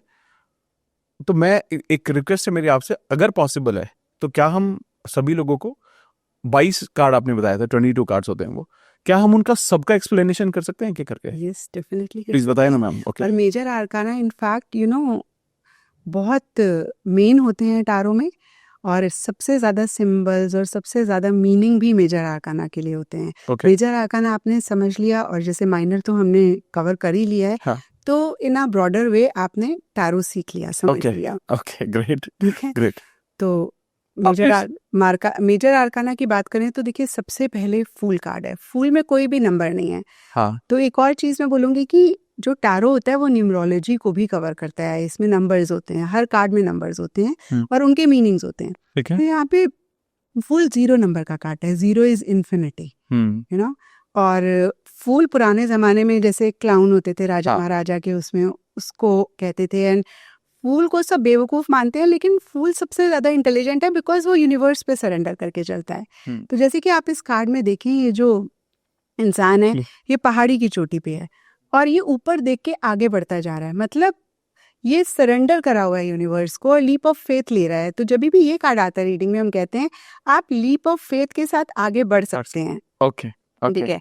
ये कार्ड केयर फ्रीनेस को भी रिप्रेजेंट करता है, जब भी रीडिंग में आएगा मतलब आप केयर फ्री हैं, लेकिन आप केयरलेस भी हो सकते हैं। तो आप केयर फ्री रहें लेकिन केयरलेस ना रहें। ओके। एंड इसमें डॉग भी है, वो क्या रिप्रेजेंट? डॉग कहीं लॉयल्टी को रिप्रेजेंट करता है, फेथफुलनेस को रिप्रेजेंट करता है। अब अगर आप किसी इंसान के बारे में पूछ रहे हैं, मतलब ये इंसान फेथफुल है, या फिर आप रिस्क ले रहे हैं, आपको कोई रोक रहा है, इस चीज को भी रिप्रेजेंट करते हैं। इस फूल के हाथ में व्हाइट कलर का फ्लावर है, तो व्हाइट कलर प्योरिटी को रिप्रेजेंट करता है। और इसका जो बैग है वो बहुत लाइट है, मतलब बहुत लाइट हार्टेड है, कोई बैगेज नहीं है। है ना। अच्छा, अगर बैग को और ज्यादा आप देखेंगे तो इसमें ईगल है। ईगल सक्सेस को रिप्रेजेंट करती है, सोरिंग हाई की बात करती है। तो ये कार्ड कॉम्बिनेशन है जहाँ पे सक्सेस भी है, लेकिन आप बहुत ज्यादा सोचें ना, आप बहुत ज्यादा प्लानिंग ना करें, आप गोइंग विद द फ्लो वाली एनर्जी, भगवान पे भरोसा करो, बढ़ते रहोगे। तो इस कार्ड का ब्रॉडर लेवल के लिए ठीक है। Okay, great ma'am. अब देखिए फूल की एकदम से कंट्रास्टिंग सी एनर्जीज है मैजिशियन की। ओके। मैजिशियन हर चीज को कंट्रोल करना चाहता है। अच्छा, इसका पॉजिटिव है कि आपकी लाइफ में कुछ भी मैजिकल होने वाला है। मैजिकल डजंट मीन कि मैजिक उस तरीके से होगा, बट यस जो आपने एक्सपेक्ट नहीं किया वो होगा। But magician is also taking control, action oriented. अब देखिए इसमें रेड कलर है, रेड कलर एक्शन का होता है, रेड कलर एग्रेशन का होता है, और मैजिशियन का हाथ ऊपर है और नीचे। तो वो बोलता है जो ऊपर है वो नीचे है, मतलब आप भी वही क्रिएट कर सकते हो, the power is with in you. ये कार्ड मैनिफेस्टेशन के लिए भी है। जैसे अभी हमने बात करी कि आप विजन बोर्ड में मैजिशियन का कार्ड भी आप कर सकते हैं, because magician will remind you that you have that magical power. Okay, ठीक है। लेकिन अगर हम इसको नेगेटिव सेंस में देखें तो मैजिशियन इज समवन जो मैनिपुलेट करता है ना। तो इसका जब नेगेटिव वर्जन आता है, स्पेशली जब इसके आसपास नेगेटिव कार्ड्स हैं, मतलब ये इंसान थोड़ा सा मैनिपुलेटिव है। इसके आसपास पॉजिटिव कार्ड्स हैं, मतलब ये इंसान बहुत कॉन्फिडेंट है। ओके। तो इस तरीके से भी हम इस कार्ड को देख सकते हैं। एंड मैजिशियन एक ही बारी में बहुत सारे काम कर लेता है। ओके जगल करता है। तो इस इंसान का फोकस बहुत अच्छा है, कंसंट्रेशन बहुत अच्छी है। या आपके लिए अगर गाइडेंस हम देखें, अगर आप फोकस कंसंट्रेशन के साथ अपने ऊपर कंप्लीट फेथ ट्रस्ट रखते हुए कोई भी काम करते हैं, अपनी मैजिकल पावर्स जो हम सब में है, जो हम लॉ ऑफ अट्रैक्शन में पढ़ाते हैं, उसको समझते हुए चीजों को करते हैं, you can achieve anything. Wow. So this is the message of the class. Fantastic nice अब देखिए मैजिशियन के एकदम से कॉन्ट्रास्टिंग हाई प्रिस्टेस है। हाई प्रिस्टेस ने ब्लू कलर के कपड़े पहने हैं। Blue is passive, blue is cool. And अगर आप मैजिशियन को देखें, red colour aggression, aggression positive भी होता है, नेगेटिव भी होता है। पॉजिटिव एग्रेशन हमें हमारा गोल मकसद अचीव करने में हेल्प करता है, नेगेटिव एग्रेशन हमें परेशान करता है। तो ये तो कंटेक्स्ट के हिसाब से हम देखेंगे, बट इसके कंट्रास्ट में हम हाई प्रिस्टेस को देखें, someone who is very cool, very calm, very शांत, और someone who is connected with subconscious ज्यादा। ओके अब आप देखें यहाँ पे 2 पिलर्स हैं और ये यहाँ पे बैठे हुए हैं, तो पीछे ना कुछ छुपा हुआ है। तो high priestess also talks about secretive energies. या तो आपके लव्ड वन आपसे कोई छुपा रहे हैं या आप छुपा रहे हैं, something that is hidden, that is secretive. और अगर आप दूसरे कंटेक्स्ट में देखें तो यूनिवर्स की जो भी नॉलेज है वो हमें बिट्स एंड पीसेस में है, वो हमें पूरी तरीके से नहीं पता है। और हमें उतना ही अवेलेबल है जितना हम कंसीव कर सकते हैं। बोलते हैं ना, जितना आपका पात्र है उतना ही आप ले सकते हैं। तो उसी हिसाब से हमें मिलता है। बेसिकली जब हाई प्रीस्टेस आता है रीडिंग में, हम यही कहते हैं कि अभी थोड़ा टाइम लगेगा, चीजें हो जाएंगी, अभी आपको मिलेंगी नहीं चीजें, लाइक वेटिंग वाला टाइम है। जैसे अगर मैजिशियन का कार्ड आया तो हम बोलेंगे कि मिल जाएंगी, एक्शन लो, आगे बढ़ो, पक्का सक्सेस मिलेगा। हाई प्रीस्टेस आएगा, थोड़ा पेशेंस रखो, थोड़ा सब्र रखो, थोड़ा अपने इनर सेल्फ से कनेक्ट करो, हो जाएगा। And high priestess is a card that talks about कि एक सेटिस्फेक्शन है। अब हम देखिए 2 लोगों के बारे में बात करें, अगर मैजिशियन वाला इंसान के बारे में बात करें, जिसकी मैजिशियन वाली एनर्जीज है, गो गेटर है, आगे बढ़ के चीजें लेता है। हाई प्रीस्टेस जैसे बोलते हैं ना, ठंड है, कर लेंगे, हो जाएगा। तो उस तरीके से सॉरी हाई प्रीस्टेस है। अब एम्प्रेस को आप देखें, अब सबसे पहली चीज आप इनकी चेयर देखें, एम्प्रेस टॉक्स अबाउट कंफर्ट। अब अगर आप देखें यहाँ पे हार्ट बना हुआ है, हार्ट, दिल। अब इसके अंदर वीनस का साइन बना हुआ है। तो आप देखें कि कार्ड्स जो है उसमें एस्ट्रोलॉजी भी है, न्यूमरोलॉजी भी है। सो Venus also talks about love. अब ये कार्ड आता है ना, तो ब्यूटी की बात करता है। अच्छा, यहाँ पर क्या बोलते हैं उसको, फसल है जो उग रही है एंड रेडी टू रीप। आप ये देखें, पीछे नदी है जो फ्लो कर रही है, तो फ्री फ्लोइंग एनर्जीज हैं। तो जब भी ये कार्ड आता है हम कहते हैं कि you'll reap the rewards। क्योंकि फसल है ना, उग गई, पक गई है, काटने का वक्त है, काटने का वक्त है। अच्छा, कंफर्ट है, लग्जरी है। एक इंसान मेरे पास आए तो वो अपनी लव लाइफ के बारे में पूछ रहे थे, तो मैंने कहा आपकी गर्लफ्रेंड बहुत खूबसूरत है, तो वो मुझे ऐसे देखने लगा। So this talks about beauty in every aspect. अच्छा, एम्प्रेस इज मदर, तो मदरली लव, मदरली जो एक नर्चरिंग एनर्जीज होती हैं। अच्छा, इसके क्राउन में यूनिवर्स है, तो सारा यूनिवर्स वैसे भी बोलते हैं माँ में समाया हुआ है, तो उसकी भी बात करता है। अच्छा, ये मदर अर्थ की भी बात करता है, मदर कंट्री की भी बात करता है, अगर हम पॉलिटिक्स से रिलेटेड रीडिंग कर रहे हैं तो। या तो इन सब चीज़ों के बारे में एम्प्रेस बात करती है। अब आप एम्परर के कार्ड को देखें, तो emperor is all about control. आप देखें, जो शहंशाह होता है तो उसके अंडर बहुत सारे लोग होते हैं, उसको डिसिप्लिन में रहना पड़ता है, उसको सिस्टमैटिकली चीज़ों को करना पड़ता है। अब 4 नंबर है, अगर आप न्यूमरोलॉजी में देखें तो 4 नंबर भी स्ट्रक्चर की बात करता है, 4 नंबर भी कहीं डिसिप्लिन की बात करता है। और यहाँ पर अगर आप देखें एम्परर की स्टोन में देयर आर रैम, तो ये एरीज साइन है, एरीज साइन को रिप्रेजेंट करता है। तो इस तरीके से ज़ोडिएक साइन भी इसमें होते हैं, कवर होते हैं। अच्छा, अब देखें आप, एम्परर की दाढ़ी वाइट है, तो someone who is very mature, someone who is controlling, someone who is dominating in a positive way, अगर ये अपराइट आता है। एरीज साइन है, एग्रेशन है, एंथुजियाज्म है, एक्साइटमेंट, जो कि एक एम्परर के लिए बहुत जरूरी भी है सिस्टम को चलाने के लिए। एम्परर इज फादर, ठीक है। तो अब फादर की क्या क्वालिटीज होती हैं? फादर प्रोटेक्ट करता है, प्रोवाइडर होता है। अब अगर किसी फीमेल ने मुझसे पूछा कि मेरा पार्टनर कैसे होगा, मेरी शादी जिससे होगी वो कैसा होगा, अब एम्परर का कार्ड आया है, मैं बोलूँगी कि बड़ी स्ट्रांग पर्सनालिटी होगा, उसको होगा कि मैं प्रोवाइड करूँ आपको, थोड़ा सा पॉजिटिव होगा इन अ पॉजिटिव वे, कंट्रोलिंग होगा, थोड़ा डोमिनेटिंग होगा, आपका ख्याल रखेगा। और एम्परर बाउंड्रीज बनाता है, तो बहुत एक बाउंड्रीज बना के उसके बीच में रहने वाला होगा, डिसिप्लिन होगा। इस तरीके से हम एम्परर के कार्ड को देखेंगे। अच्छा, एम्परर भी रूल्स बनाता है अपनी प्रजा के लिए। मैं इसलिए बोल रही हूँ क्योंकि नेक्स्ट कार्ड हमारा हेरोफेंट है। हेरोफेंट सोसाइटी को रिप्रेजेंट करता है। अब देखिए, ये भी एक चेन में चलते आ रहे हैं कार्ड्स, क्योंकि आप फूल देखें, फूल बच्चा है, फिर जब बच्चा होता है तो हाई प्रीस्टेस वो कनेक्टेड है, जब बच्चा होता है तो वो कितने टाइम तक अपने पिछले जन्म से या बोलते हैं यूनिवर्स से कनेक्टेड है, चुप रहता है। सॉरी, फूल के बाद आता है मैजिशियन, तो वो मैजिशियन रिप्रेजेंट्स दिस अर्थ, जो एक ये रियलिटी है अर्थ वाली, तो वो रियलिटी में आया। फिर हाई प्रीस्टेस, वो चुप रहता है, कनेक्टेड रहता है बहुत टाइम तक, उसे मदर मिलती है, उसे फादर मिलते हैं, सोसाइटी आती है। इस तरीके से ये भी एक चेन ऑफ इवेंट्स है, सीरीज है। अच्छा, हाई हेरोफेंट सोसाइटी को रिप्रेजेंट करता है। अब जो एम्परर रूल्स बनाता है, जो सोसाइटी के रूल्स हैं वो बिल्कुल अलग होते हैं। सोसाइटी रिलीजन को भी रिप्रेजेंट करती है। रिलीजन होता है ना, आप सिख हैं, आप हिंदू हैं, आप मुस्लिम हैं, तो ये चीज़ें हाई हेरोफेंट रिप्रेजेंट करता है। ये रिलीजियस फिगर को भी रिप्रेजेंट करता है।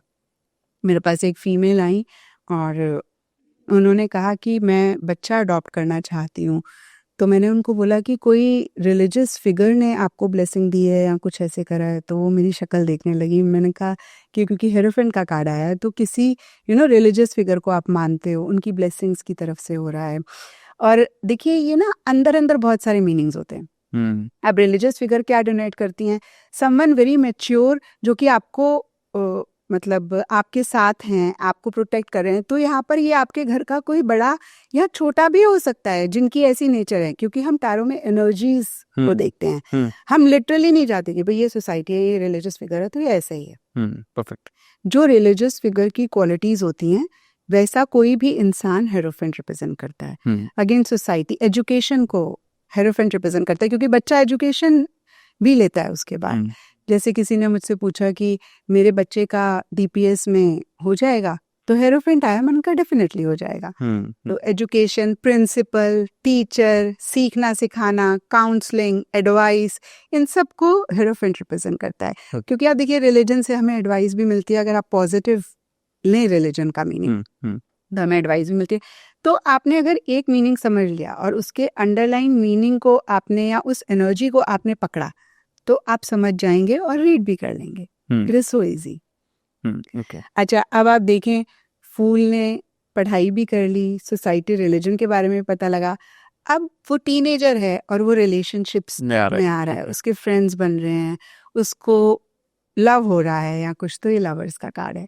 तो लवर्स, जहाँ loving caring relationships, not restricted to only romantic relationships को रिप्रेजेंट करता है, वही चॉइसेस को भी रिप्रेजेंट करता है। क्योंकि टीनेजर के पास बहुत सारी चॉइसेस हैं, मैं ये पढ़ूं, वो पढ़ूं, मैं इससे शादी करूं, उससे शादी करूं, ये फ्रेंड अच्छा, कौन दोस्त। तो ये जहाँ लविंग केयरिंग रिलेशनशिप्स को रिप्रेजेंट करता है, एंड वेरी पैशनेट एनर्जीज, क्योंकि love is all about passion, है ना, उसको भी रिप्रेजेंट करता है, चॉइसेस को भी रिप्रेजेंट करता है, डिसीजंस को भी रिप्रेजेंट करता है। फैंटास्टिक। ओके। एंड अब जो बच्चा है वो और बड़ा हो गया है।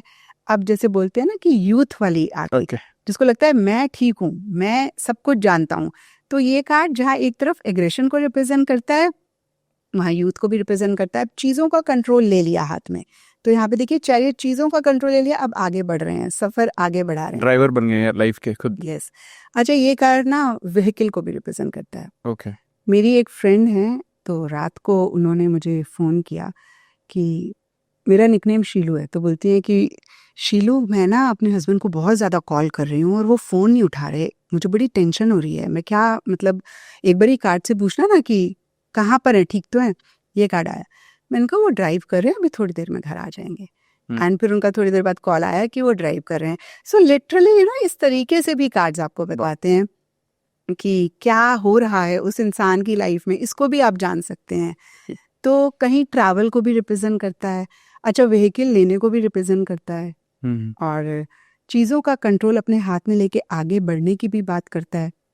बट क्योंकि यूथ है, आपने देखा है यूथ कैसा होता है, मुझे सब पता है, मुझे सब आता है, तो एक दूसरे तरीके का एग्रेशन है। तो इसको भी रिप्रेजेंट करता है। जब ये रिवर्स आता है मतलब आप ध्यान से गाड़ी चलाएं, आप संभल के गाड़ी चलाएं, एक्सीडेंट, क्योंकि एग्रेशन इतना ज्यादा है और आप गाड़ी ठीक से नहीं चला रहे हैं। इसमें रिवर्स आने का मतलब क्या है कि ये इसमें हम अपराइट भी लेते हैं और कई बार कार्ड्स रिवर्स आते हैं। कई लोग खुद से रिवर्सल्स करते हैं, लाइक आई डू रिवर्सल्स, कई लोग नहीं करते हैं, तो बीच में अपने आप ही कार्ड अगर रिवर्स आ गया, अच्छा ओके, तो इस कार्ड की एनर्जी है लेकिन ब्लॉक है या बैलेंस्ड फॉर्म में नहीं है, टू मच है या टू लेस है। तो जब ये अपराइट आया मतलब बैलेंस तरीके से वो चला रहे हैं, हाँ एनर्जी है, aggression in a positive way है, रिवर्स है तो aggression in a negative way है। मतलब यही चीज बिल्कुल अपोजिट हो जाएगी, तो इसका मीनिंग है कुछ भी रिवर्सल से डरने की या घबराने की जरूरत नहीं है, वही एनर्जी है, बैलेंस्ड नहीं है या Okay. ब्लॉक है Block. या उल्टा हो गया। ठीक। मैंने एक फीमेल आई थी मेरे पास, उन्होंने अपने रिलेशनशिप के बारे में पूछा, तो ये कार्ड आया था रिवर्स। तो मैंने कहा आपके पार्टनर आपको फिजिकल अब्यूज, मतलब मैंने ऐसे डायरेक्टली तो हम नहीं पूछते हैं, मैंने कहा बहुत एग्रेसिव हैं, थोड़ा सा अब्यूसिव रिलेशनशिप है, तो उन्होंने एक्सेप्ट किया यस। तो मैं जस्ट इसलिए इन सब चीज़ों को शेयर कर रही हूँ कि आपको पता लगे कि कैसे, मतलब आपको या जो भी लोग देख रहे हैं उसको पता लगे कि किस तरीके से कार्ड्स को हम रीड करते हैं, किस तरीके से होता है। अब देखिए जो चैरियट है वो एक्सटर्नल स्ट्रेंथ की बात करता है। कभी कभी हमें एक्सटर्नल स्ट्रेंथ चाहिए होती है आगे बढ़ने के लिए। अब दूसरा कार्ड स्ट्रेंथ, इनर स्ट्रेंथ की बात करता है। अगर कोई एडिक्शन है, फॉर एग्जाम्पल ड्रिंकिंग की है, स्मोकिंग की है, तो हमें एक्सटर्नल स्ट्रेंथ नहीं चाहिए, इनर स्ट्रेंथ चाहिए। अब आप इस कार्ड को देखें तो ये लेडी जो है इन्होंने व्हाइट कलर के कपड़े पहने हैं, दैट सेज पीस, है ना। देखिए अब आपने खुद ही समझ लिया, थोड़ा सा भी हमने अभी बात करी है। अच्छा, लॉइन जो हम सब के अंदर एक वाइल्ड सेल्फ है, एक एग्रेसिव सेल्फ है, तो इस लेडी के पास आप मजे की बात देखें, कोई वेपन नहीं है, कुछ नहीं है, फिर भी वो शांत है। इन्होंने लव से, प्यार से लॉइन को टेम किया है। So taming your wild self with love, है ना। और ये कार्ड कहीं बोलता है कि आप लव से कुछ भी कर सकते हैं। और रिलेशनशिप्स में एट टाइम्स ये बताता है कि एक इंसान रॉ है, because lion represents the raw self and women represents the calmness. तो जो रिलेशनशिप में जो एक इंसान है वो बहुत एग्रेसिव है और दूसरे इंसान बड़े शांत हैं, बड़े पीसफुल हैं। और क्योंकि लायन गुस्सा, एग्रेशन, फ्रस्ट्रेशन को भी रिप्रेजेंट करता है, तो जब ये अपराइट आता है हम कहते हैं कि आप बड़ा ही लविंगली, बड़ी ही कंपैशनेटली अपनी फ्रस्ट्रेशन और अपने एंगर को डील कर रहे हो। आप कंपैशन से और पेशेंस से चीज़ों को डील कर रहे हो। और ये भी एक कार्ड कहता है कि चैलेंजेस हैं, बिकॉज लॉयन रिप्रेजेंट्स चैलेंजेस, लेकिन आप अगेन बहुत कंपैशनेटली उनको डील करोगे तो आप अचीव कर लोगे। इनर स्ट्रेंथ रखने की जरूरत है, सक्सेस मिलेगी। जब रिवर्स आता है बस हो गया। अब नहीं हो रहा, अब लॉयन ऊपर आ गया, ठीक है ना। लॉयन ऊपर आ गया तो फ्रस्ट्रेशन, गुस्सा, आप कंट्रोल नहीं कर पा रहे हो, ये सब चीजें। Okay, next is hermit. अब देखिए कितनी ब्यूटीफुली ये इमेजेस आपको खुद से ही कम्युनिकेट कर रही हैं, मतलब कोई भी फॉर्म ऑफ डिविनेशन इतना क्लियरली आपको नहीं बताएगा। आपको पता है एक इंसान लाइटन लेकर, ऑब्वियसली हम कोई चीज ढूंढते हैं, हम कोई चीज देख रहे हैं, तो ये कार्ड कहता है लुकिंग फॉर समथिंग। अब यहाँ पे कोई भी चीज हो सकती है, कोई आपकी लिटरल आइटम भी हो सकती है, या कभी कभी होता है ना कि मेरे पास सब कुछ है लेकिन एक मिसिंग फीलिंग है। मैं कोई आइडिया ढूंढ रहा हूँ, मैं एक शांति ढूंढ रहा हूँ, मैं हैप्पीनेस ढूंढ रहा हूँ। तो इस तरीके की भी एनर्जीज हैं। अगेन मेरी फ्रेंड ने मुझसे पूछा कि कोई चीज उसकी खो गई थी, तो उसने बोला मिलेगी या नहीं मिलेगी, ये कार्ड रिवर्स आया। मैंने कहा नहीं मिलती दिख रही है। तो इस तरीके से इतना एक्यूरेटली कार्ड्स बताते हैं कि आप हैरान हो जाएंगे। मतलब अगर अभी टाइम रहा तो मैं एक इंसिडेंट और आपसे अपने हस्बैंड का ही शेयर करूंगी कि इतना एक्यूरेट था, हम लोग अमेज हो जाते हैं हमेशा ही, मतलब हो जाते थे पहले, अब तो पता लग गया है, समझदारी है। तो यहाँ पर देखिए ये कार्ड अगेन वाइट दाढ़ी है, मैच्योर है, अकेला खड़ा हुआ है, हर्मिट अपने आप में ही साधु है। सो जब भी ये कार्ड आता है मतलब आप चीज़ों से विड्रॉ कर रहे हैं, मटेरियलिस्टिक चीज़ें आपको इतनी अट्रैक्ट नहीं कर रही हैं, आप अपने में रहना चाहते हैं, एक अकेलापन या तो चाह रहे हैं या फिर आप बहुत अकेलापन महसूस कर रहे हैं, आप किसी चीज़ को ढूंढ रहे हैं, फिजिकल फ्रंट पे या इमोशनल, मेंटल या किसी भी करियर फ्रंट पे, ये कार्ड होता है। अब next is wheel of Fortune. Again देखिए व्हील क्या करता है, डायरेक्शन करता है, और व्हील मतलब जीवन चलने का, चलते रहो सुबह सुबह शाम। तो इट टॉक्स अबाउट मूवमेंट, ठीक है। और ये कार्ड कहीं स्पीड की बात करता है, बहुत तेजी से आगे बढ़ने की बात करता है, चेंजेस की भी बात करता है, एंड जिस डायरेक्शन में हम चाहते हैं उस डायरेक्शन में बहुत तेजी से आगे बढ़ने की बात करता है। अब ये आपकी फिजिकल लेवल पे ट्रैवल हो सकती है, भाई आप ट्रैवल कर रहे हैं, अच्छा व्हीकल भी हो सकता है क्योंकि व्हील कहीं व्हीकल का भी पार्ट है, मेंटल इमोशनली आप स्टक हैं, आप आगे बढ़ सकते हैं। दूसरी मजे की बात आप देखें कि व्हील के ऊपर स्फिनिक्स बैठा हुआ है और यहाँ पे भी एनिमल है। तो अभी थोड़ी देर में जब ये व्हील चलेगा ना, ये ऊपर वाला नीचे आ जाएगा, नीचे वाला ऊपर चला जाएगा, ठीक है। तो ये कार्ड ये भी कहता है कि आज अगर आप बहुत ऊपर हैं तो कल आप नीचे आएंगे। So life is a circle, तो बहुत ईगो ना रखें। ये कार्मा का भी कार्ड है, तो जो ऊपर है वो नीचे है, जो नीचे है वो ऊपर है, तो anything can happen, life is unpredictable. So अच्छे कर्म करें। इन अ वे हर कार्ड हमें कुछ ना कुछ मीनिंग लेसन भी देता है, तो ये इस कार्ड का मतलब है। लेकिन अगर हम डिविनेशन का ये देखें या प्रेडिक्शन के लिए, तो changes, speed, movement, growth, progress, travel, ये सब चीजें रिप्रेजेंट करता है। जस्टिस, अगेन जस्टिस बहुत क्लियरली बोलता है कि कोई तो लीगल केस चल रहा है, कोई तो लीगैलिटी है। ये एक मीनिंग है कार्ड का, क्योंकि हम कार्ड्स में, जैसे मैंने अभी आपको बताया, कि लिटरल नहीं लेते, हम एनर्जीज को पकड़ते हैं। और जस्टिस मतलब फेयर। तो जब भी ये कार्ड आता है, जितना आप गुड़ डालोगे ना उतना ही मीठा होगा, जितना आप एफर्ट करोगे उतना ही रिजल्ट मिलेगा, या मैं ऐसा भी कह सकती हूँ, जो बीज आप बोगे ना वही फल निकलेगा। सो जब ये कार्ड आता है तो हम बोलते हैं कि आपके साथ फेयर होगा, है ना। आप जो भी एफर्ट कर रहे हो आपको उसका उतना रिजल्ट मिलेगा। कार्मा का भी कार्ड है और जस्टिस होगा, ये एक कार्ड है। लीगल केस रहेगा, ये भी है। Yes, this card also talks about decision and choices, क्योंकि जस्टिस में देखिए क्या होता है, डिसीजंस होते हैं, चॉइसेस होती हैं।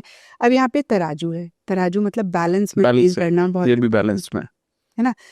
तलवार है, तलवार मतलब हर चीज के प्रोज एंड कॉन्स को वे करके ही डिसीजन देंगे, ये डबल एजेड तलवार है, ठीक है। तो ये कार्ड कहीं लॉजिकली चीजों को डील करने की बात करता है, क्योंकि जब भी आप जस्टिस करते हैं या जज होते हैं, जो भी होते हैं, वो इमोशनल होके डिसीजन और चॉइस नहीं ले सकते। हमने सबने विक्रमादित्य की कहानी सुनी है, जहाँ पे उनका बच्चा किसी का कत्ल करता है या किसी बच्चे को मारता है, तो उसकी मदर आती हैं। तो the raja can not be bias या इमोशनल नहीं हो सकता, जितना मर्जी वो अपने बच्चे को प्यार करता है, एज अ राजा उसको वही डिसीजन लेना है जो प्रजा के लिए सही है, या जो लॉजिकल है। लॉजिकली उसके बेटे ने अगर गलत किया तो उसको भी अपने बेटे को पनिश करना है, no matter how much the king loves the son. और यही चीज कहीं सोर्ड के कार्ड भी रिप्रेजेंट करते हैं। सोर्ड्स भी इसी एनर्जी को, क्योंकि यहाँ पे देखिए मैं सोर्ड बता रही हूँ, तो सोर्ड्स भी इसी एनर्जी को रिप्रेजेंट करते हैं। So someone who is very logical, यहाँ कार्ड्स आपको बोल रहे हैं बहुत लॉजिकली डिसीजन लें, आप इमोशनल ना हो, आप सेंटिमेंटल ना हो, हर चीज के प्रोज एंड कॉन्स को वे करते हुए ही आप डिसीजन लें, चॉइसेस लें। अब देखिए the hangman, again card in itself बता रहा है कि ये बंदा जो है कहीं उल्टा लगा हुआ है। अच्छा, ओके। तो देखिए it's so easy to interpret the cards, लेकिन इसके आगे की और स्टोरी भी है। अब आप इस कार्ड को देखिए, ये जो बंदा है ना, इसके सिर के नीचे हेलो है, और इसके हाथ बंधे हुए हैं, पैर बंधे हुए हैं। तो सबसे पहली चीज, स्टक फील कर रहे हो, आप बहुत कुछ करना चाहते हो, नहीं कर पा रहे हो, आपको ऐसे लग रहा है आपके हाथ बंधे हुए हैं उस सिचुएशन में, या अगर फ्यूचर के लिए आता है तो ये एक प्रोबेबिलिटी, ये एक पॉसिबिलिटी रह सकती है।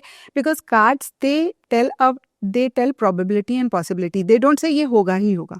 इट मीन्स जो आप अभी कर रहे हो ना, इसके बेसिस पे आगे ये सिचुएशन रहेगी। तो if you don't want this, change current energy, change current action initiatives, change current thought process, belief systems, and future will change. उसके बाद सन आ जाएगा तो आपको वो चीज मिल जाएगी जो आप चाहते हो। अब देखिए ये कार्ड कहता है कि ये इंसान कॉम्प्रोमाइजेस कर रहा है, एडजस्टमेंट्स कर रहा है, बट क्योंकि यहाँ पे हेलो है तो बहुत विलिंगली, बहुत खुश होके कर रहा है। खुश होके कर रहा है। अच्छा, ओके। है ना। तो जब भी ये कार्ड आता है मैं ये कहती हूँ कि विलिंगली आप कॉम्प्रोमाइजेस कर रहे हो। कॉम्प्रोमाइजेस करना बहुत जरूरी भी है टाइम्स, लेकिन आप खुद को ना कॉम्प्रोमाइज करें, आप एक बैलेंस जरूर रखें। तो ये कार्ड का अगर हम प्रिडिक्शन के पॉइंट ऑफ व्यू से मीनिंग देखें, अभी आपको चीज़ नहीं मिलेगी, वेटिंग एंड अलाइंग का टाइम है, अभी थोड़ा सा आप सब्र रखिए, पेशेंस रखिए। ओके। अब देखिए डेथ का कार्ड है।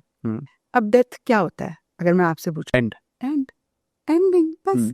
बट क्या होता है कि हर एंडिंग ना एक नई बिगनिंग लेकर आती है। हाँ, ओके। तो डेथ के कार्ड को देखकर ना लोग नॉर्मली बड़ा डर जाते हैं, तो डेथ के कार्ड से डरना नहीं है। डेथ का कार्ड सिर्फ ये बोल रहा है कि इस चीज को लेट गो कर दो भाई, इसमें कुछ रिजल्ट नहीं है। And trust me, at times letting go is a way to let it in. कभी कभी जब हम डिटैच हो जाते हैं, आपने देखा होगा आपकी कोई चीज खो गई, आप उसे ढूंढे जा रहे हैं, मेरे साथ तो बहुत होता है। एंड द मोमेंट मैं सोचती हूँ यार अब नहीं मिलेगी, मैं उसको ऑल्टरनेट ले लेती हूँ, उसी दिन वो मिल जाती है। हम सब ने कभी ना कभी एक्सपीरियंस किया है। So this card gives a message, यार मत क्लिंग ऑन करो, लेट गो कर दो। So death talks about ending and beginning, पर एंडिंग नहीं है, एंडिंग बहुत ब्यूटीफुल एक नई बिगनिंग लेकर आ रही है। आप इसमें देखिए यहाँ पे सन है, सन नई बिगनिंग की बात करता है। जब सुबह सूरज आता है तो एक नई बिगनिंग होती है। अब देखिए यहाँ पे ना डिफरेंट लोग हैं। राजा है, वो ऐसे खड़ा हुआ है, so the raja is not willing to accept death, उसकी ईगो है। और यहाँ पर आप देखिए बच्चा है, बच्चा हाथ जोड़ के बैठा है, तो बोलते हैं बच्चों में ईगो नहीं होती, वो बड़ी जल्दी एक्सेप्ट कर लेते हैं डेथ को, और तभी उनकी लाइफ इजी भी होती है। अच्छा, जो यहाँ पे फीमेल है वो आधी सी है, तो फीमेल्स में फिर भी ईगो कम होती है, वो फिर भी आधा अधूरा एक्सेप्ट कर लेती हैं। तो यहाँ पर मैसेज यही है कि just be in the hold करके मतलब कुछ गोइंग विद द फ्लो वाली एनर्जीज। अगर हम प्रिडिक्शन के पॉइंट ऑफ व्यू से देखें तो ये अभी नहीं बनेगा, इसको एंड कर दो या ये एंड हो जाएगा। और अगेन मैं कहूंगी कि आप डरे ना, बिकॉज ये एंडिंग को जैसे ही आप एक्सेप्ट करेंगे वैसे ही बहुत ही ब्यूटीफुल नई चीजें आपकी लाइफ में आना चाह रही हैं, and you will make way for them. Okay, amazing. अच्छा, टेम्परेंस बैलेंस की बात करता है। आप देखें सबसे पहले तो यहाँ पे एंजल है, है ना, तो बहुत ही एक पीसफुल कामिंग एनर्जीज की बात करता है। जब भी एक कार्ड आता है रीडिंग में, हम ये कहते हैं अभी इस पॉइंट ऑफ टाइम पे ना पीस और रिलैक्सेशन आपके लिए इंपॉर्टेंट है। Relaxation is not the exact word, मतलब आप हाई तौबा नहीं कर रहे हो चीज़ों को लेकर, आपके मन में ये नहीं है, जैसे हमने मैजिशियन के कार्ड में देखा, वो एग्रेशन नहीं है कि हाँ मुझे करना है। अभी आपके लिए सबसे ज़्यादा प्रायोरिटी है पीस, सुकून। अच्छा, गाइडिंग एंजल्स आपके पास है, आपको सपोर्ट कर रहे हैं। देन यहाँ पे 2 कप्स हैं, और ये जो लेडी है वो ऐसे मिक्स कर रही है। तो integration, combining 2 things, collaboration, yes. देखिए ना कितने अच्छे से आप इसको रीड कर पा रहे हैं, I am feeling so happy. तो collaboration, you are a good teacher, thank you. अच्छा, यूनियन हो गया। हाँ, अगर ये कोई लड़की या लड़का मुझसे पूछेगा रिलेशनशिप के लिए, तो मैं बोलूँगी yes, union is possible, reconciliation is possible. इसका एक पैर पानी में है और एक अर्थ में है, तो बैलेंस मेंटेन कर रहे हैं। अच्छा, अगर आप ऐसे कुछ कर रहे हो तो आपको बहुत ज़बरदस्त कंसंट्रेशन भी चाहिए, तो फोकस्ड है ना, फोकस्ड है, कंसंट्रेशन की ज़रूरत है, मॉडरेट। मतलब ये कार्ड कहता है कि आप अपना एक्शन करो, रिजल्ट अभी आप मत एक्सपेक्ट करो। जैसे जब आप केक बनाते हैं, आपने सब कुछ बैटर मिक्स करके अवन में रख दिया, अब उसको 30 मिनट्स या 45 मिनट्स लगेंगे। अब अगर आप बार बार उसको खोल कर उसमें चेक करेंगे ना, तो केक खराब हो जाएगा। बट अगर 30 मिनट्स में एक आध बारी आपने सिर्फ चेक किया और आपने उसे पढ़े रहने दिया, तो केक आपका बड़ा अच्छा बनेगा। तो ये कार्ड भी कहीं थोड़ा सा सब्र, थोड़ी सी लीप ऑफ फेथ तो नहीं मैं कहूंगी, क्योंकि leap of faith is taking this further steps. Okay. Leap of faith वो है कि आप फेथ करके आगे बढ़ो। ये कार्ड कहता है अभी चुप हो जाओ, शांत हो जाओ, कहीं और फोकस कर लो, कुछ और एनर्जी, मतलब ध्यान रखो उस पे, देख लो, एक आध बारी बीच में चेक कर लो, मतलब ऐसे रेस्टलेसनेस मत रखो, because when this comes reverse it is आप बेचैन हो रहे हो, आप वो एक सब्र नहीं रख पा रहे हो, वो एक पेशेंस नहीं रख पा रहे हो। अच्छा, यहाँ पे प्लांट्स हैं, तो नेचुरोपैथी को भी रिप्रेजेंट करता है। अभी मेरे को क्या मेडिसिन लेनी चाहिए, एलोपैथी से ज़्यादा नेचुरोपैथी पे आप करोगे, या कुछ भी जो आयुर्वेदिक है या समथिंग लाइक दैट, इसको भी रिप्रेजेंट करता है। अच्छा, सूरज से ये रास्ता आ रहा है, कमिंग बैक भी रिप्रेजेंट करता है। और एक पैर पानी में है, एक पैर जमीन पे है, मतलब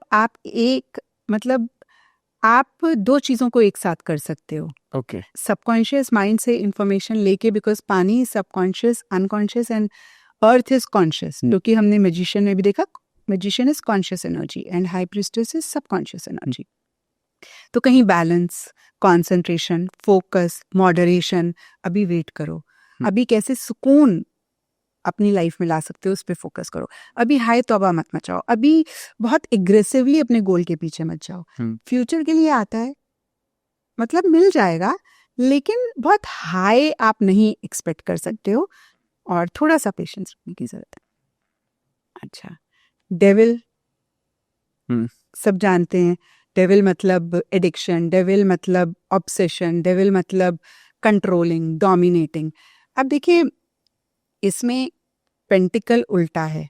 पेंटिकल उल्टा मतलब कि आपकी जो विजडम है वो नीचे है, मतलब आप अपने सबकॉन्शियस माइंड से या हायर एनर्जी से नहीं कनेक्टेड हैं। अच्छा, यहाँ पर एक साइन है सैटर्न का। तो सैटर्न हालांकि is a very beautiful planet and I have lot of respect and love for that, but या ये सैटर्न वाली एनर्जी इसको भी कहीं रिप्रेजेंट करता है। अच्छा, इसमें ये जो कपल है चेन से बंधा हुआ है, तो हम मोह माया में बंधे हुए हैं, हम इस मेटेरियलिस्टिक दुनिया में बहुत ज्यादा बंधे हुए हैं। अब आप देखें, ये लवर्स का एक काउंटर पार्ट है। लवर्स में भी कपल था, लेकिन कपल को एंजल ब्लेस कर रहा था, यहाँ पे डेविल कर रहा है। तो अब लवर्स और डेविल के जो लव में डिफरेंस है, this love is based on lust. Lovers का जो लव है that is based on soulmate connection, या फिर बहुत एक spiritual pure kind of love. ये लव एडिक्शन पे, लस्ट पे बेस्ड है। And devil represents all the materialistic things जो हमें परेशान करती हैं या हमें अपना गुलाम, अपना स्लेव बनाती हैं। तो जब डेविल का कार्ड आता है, हम यही कहते हैं कि आप बहुत ज़्यादा मटेरियलिस्टिक चीज़ों में हो, आप थोड़ा सा लेट गो करो, थोड़ा सा स्पिरिचुअलिटी में मूव करो। उस पे अगर आप यूनिवर्स पे फेथ करोगे, सरेंडर करोगे, तो चीज़ें हो जाएंगी। ओवर कंट्रोलिंग होके आप सिर्फ मेंटल स्ट्रेस, टेंशन ही अपनी लाइफ में ला रहे हो। अब देखिए, अगर बहुत सारे लोग हैं जो इस कार्ड को स्ट्रेस, टेंशन से मतलब रीड करेंगे, but when this card will come in my reading, तो मैं ये बोलूंगी कि ये स्ट्रेस टेंशन का रूट कॉज क्या है भाई? स्ट्रेस टेंशन का रूट कॉज है क्योंकि आप बहुत क्लिंग कर रहे हो, आप बहुत अटैच हो रहे हो। सो आप किस तरीके से रीड करते हो इस पे भी डिपेंड करता है। अब normally a layman will come, अगर रीडर उसको बोलता है डेविल का कार्ड, ओ माय गॉड ये खराब होगा, वो खराब होगा, बंदा डर जाएगा। बट अगर आप इसकी क्या गाइडेंस है उसको फॉलो करोगे कि भाई स्ट्रेस टेंशन हो सकता है, बट क्यों हो सकता है? बिकॉज आप इस तरीके की एनर्जीज रख रहे हो। So you change your energies and you change your future. Simple message. अब टॉवर, अब अगर देखिए हम शुरू से देखें तो ये सीक्वेंस चलता आ रहा है। अब डेविल के बाद टॉवर आया, मतलब डेविल वाली एनर्जी से सडनली टॉवर फटेगा, क्योंकि जब इतना ज्यादा आप इन एनर्जीज में रहोगे तो कभी ना कभी तो ब्लास्ट होगा ही ना। You can not survive in that energies, right? तो टॉवर कहीं टूटने की बात करता है। रिलेशनशिप में आया, टूट जाएगा, या ये काम नहीं बनेगा, ऐसे भी प्रिडिक्ट करते हैं। और लिटरली अर्थक्वेक को रिप्रेजेंट करता है। टूट गया ना, बिल्डिंग के टूटने की बात करता है। मेरे पास मैं प्रोमेनाड में रीडिंग करती थी, तो एक फीमेल आई, उनकी वो प्रोफेशनल फ्रंट के लिए पूछ रही थी। तो मैंने कहा कि पीछे काफ़ी इश्यूज, मसले रहे, और जो भी आप कर रहे थे वो आपका काम ख़त्म हुआ या किसी तरीके से टूटा। वो बोलती हमारी फैक्ट्री जल गई थी। तो आप देखें, ये जल रहा है, बिल्डिंग जल रही है। अच्छा, ये ईगो के भी टूटने की बात करता है। टॉवर को आप ऐसे समझे कि एक बिल्डिंग है जिसमें ना खिड़कियां ना दरवाजा है। उस बिल्डिंग के अंदर अगर कोई है तो वो कैसा महसूस करेगा? और मोस्ट ऑफ द टाइम्स हमारे बिलीफ सिस्टम्स, हमारा थॉट प्रोसेस ही ये टॉवर है जो जिससे हम बाहर ही नहीं निकल पाते हैं। सो टॉवर सेज कि अपने नेगेटिव बिलीफ सिस्टम से बाहर निकलो, अपने जो उस थॉट प्रोसेस से है बाहर निकलो, तभी उस चीज को अचीव कर पाओगे। और ये जो टॉवर है ये हमने ही अपने आसपास बनाया हुआ है, ये किसी ने नहीं बनाया। मुझे ऐसे लगता है कि अगर कोई चीज़ हम नहीं अचीव कर पा रहे हैं, हम बोलते हैं ना उसकी वजह से मैं नहीं कर पाया या कर पाई, इस सिचुएशन सर्कमस्टांसेस की वजह से, तो मुझे लगता है ओनली रीजन हम किसी चीज को नहीं अचीव कर पा रहे हैं हमारे नेगेटिव बिलीफ सिस्टम्स, हमारा नेगेटिव थॉट प्रोसेस। तो अगर हम प्रिडिक्टिव उसमें देखें, टॉवर टॉक्स अबाउट टूटना, जैसे मैंने अभी बताया रिलेशनशिप भी हो सकता है, आपका कोई चीज़ आपने बिल्ड करी, क्रिएट करी, वो भी हो सकती है। और टॉवर ये भी मैसेज देता है कि ये टूटेगा तो बहुत अच्छा कुछ आएगा, बिकॉज इट इज़ किसी तरीके से नॉट सर्विंग यू, और ईगो भी टूट रही है। और देखिए जब आप टॉवर में से बाहर निकलते हैं, जैसे कि मैंने अभी आपको बताया ना कि एक बड़ी ऊंची लंबी बिल्डिंग है जिसमें ना खिड़की है ना दरवाजा है, कुछ नहीं, जब आप उसमें से बाहर निकलते हैं हो सकता है आप बहुत बेटर महसूस करें, एक या झटके से निकलते हैं, पर जब आप बाहर निकलते हैं आपको सांस आती है, आपको खुला आसमान दिखता है। तो you know most of the time जब हम परेशान होते हैं, हमने ये टॉवर बनाया और हमें इस टॉवर से बाहर निकलने की जरूरत है, और हम इतने अटैच होते हैं इस टॉवर से कि हम निकल ही नहीं पाते। रिलेशनशिप भी हो सकता है जिसमें बहुत सफोकेटिंग हो रहा है। यस, जब ये रिवर्स आता है तो हम बोलते हैं कि आप हो अंदर, आप निकलना ही नहीं चाह रहे हो। जब ये अपराइट होता है मतलब आप निकलोगे, एंड प्लीज परेशान मत हो, क्योंकि this was not serving you. Correct. इससे निकल के ही आपको सांस आएगी, खुला आसमान दिखेगा, ग्रोथ प्रोग्रेस होगी। अमेजिंग। और देखिए टॉवर के बाद का नेक्स्ट कार्ड स्टार इसी की बात करता है, क्योंकि जब आप टॉवर से बाहर निकलते हैं तो क्या होता है, ऐसी सी एनर्जीज होती है ना, लाइट है, स्टार है, बैलेंस है, बहुत एक ब्यूटीफुल कार्ड है ये। अब देखिए स्टार्स एस्ट्रोलॉजी को भी रिप्रेजेंट करते हैं, बोलते हैं ना कि आपके स्टार्स क्या कह रहे हैं। स्टार मतलब you will be the star, अगर हम लिटरल मीनिंग को देखें, you will be the star celebrity, उस चीज को भी रिप्रेजेंट करता है। This female is not wearing anything, transparency को रिप्रेजेंट करता है ना। यहाँ पे पेड़ है तो पेड़ कहीं विजडम को रिप्रेजेंट करता है, ये दोनों हाथों से दे रही है, तो मतलब बहुत गिविंग है, बहुत ही गिविंग है।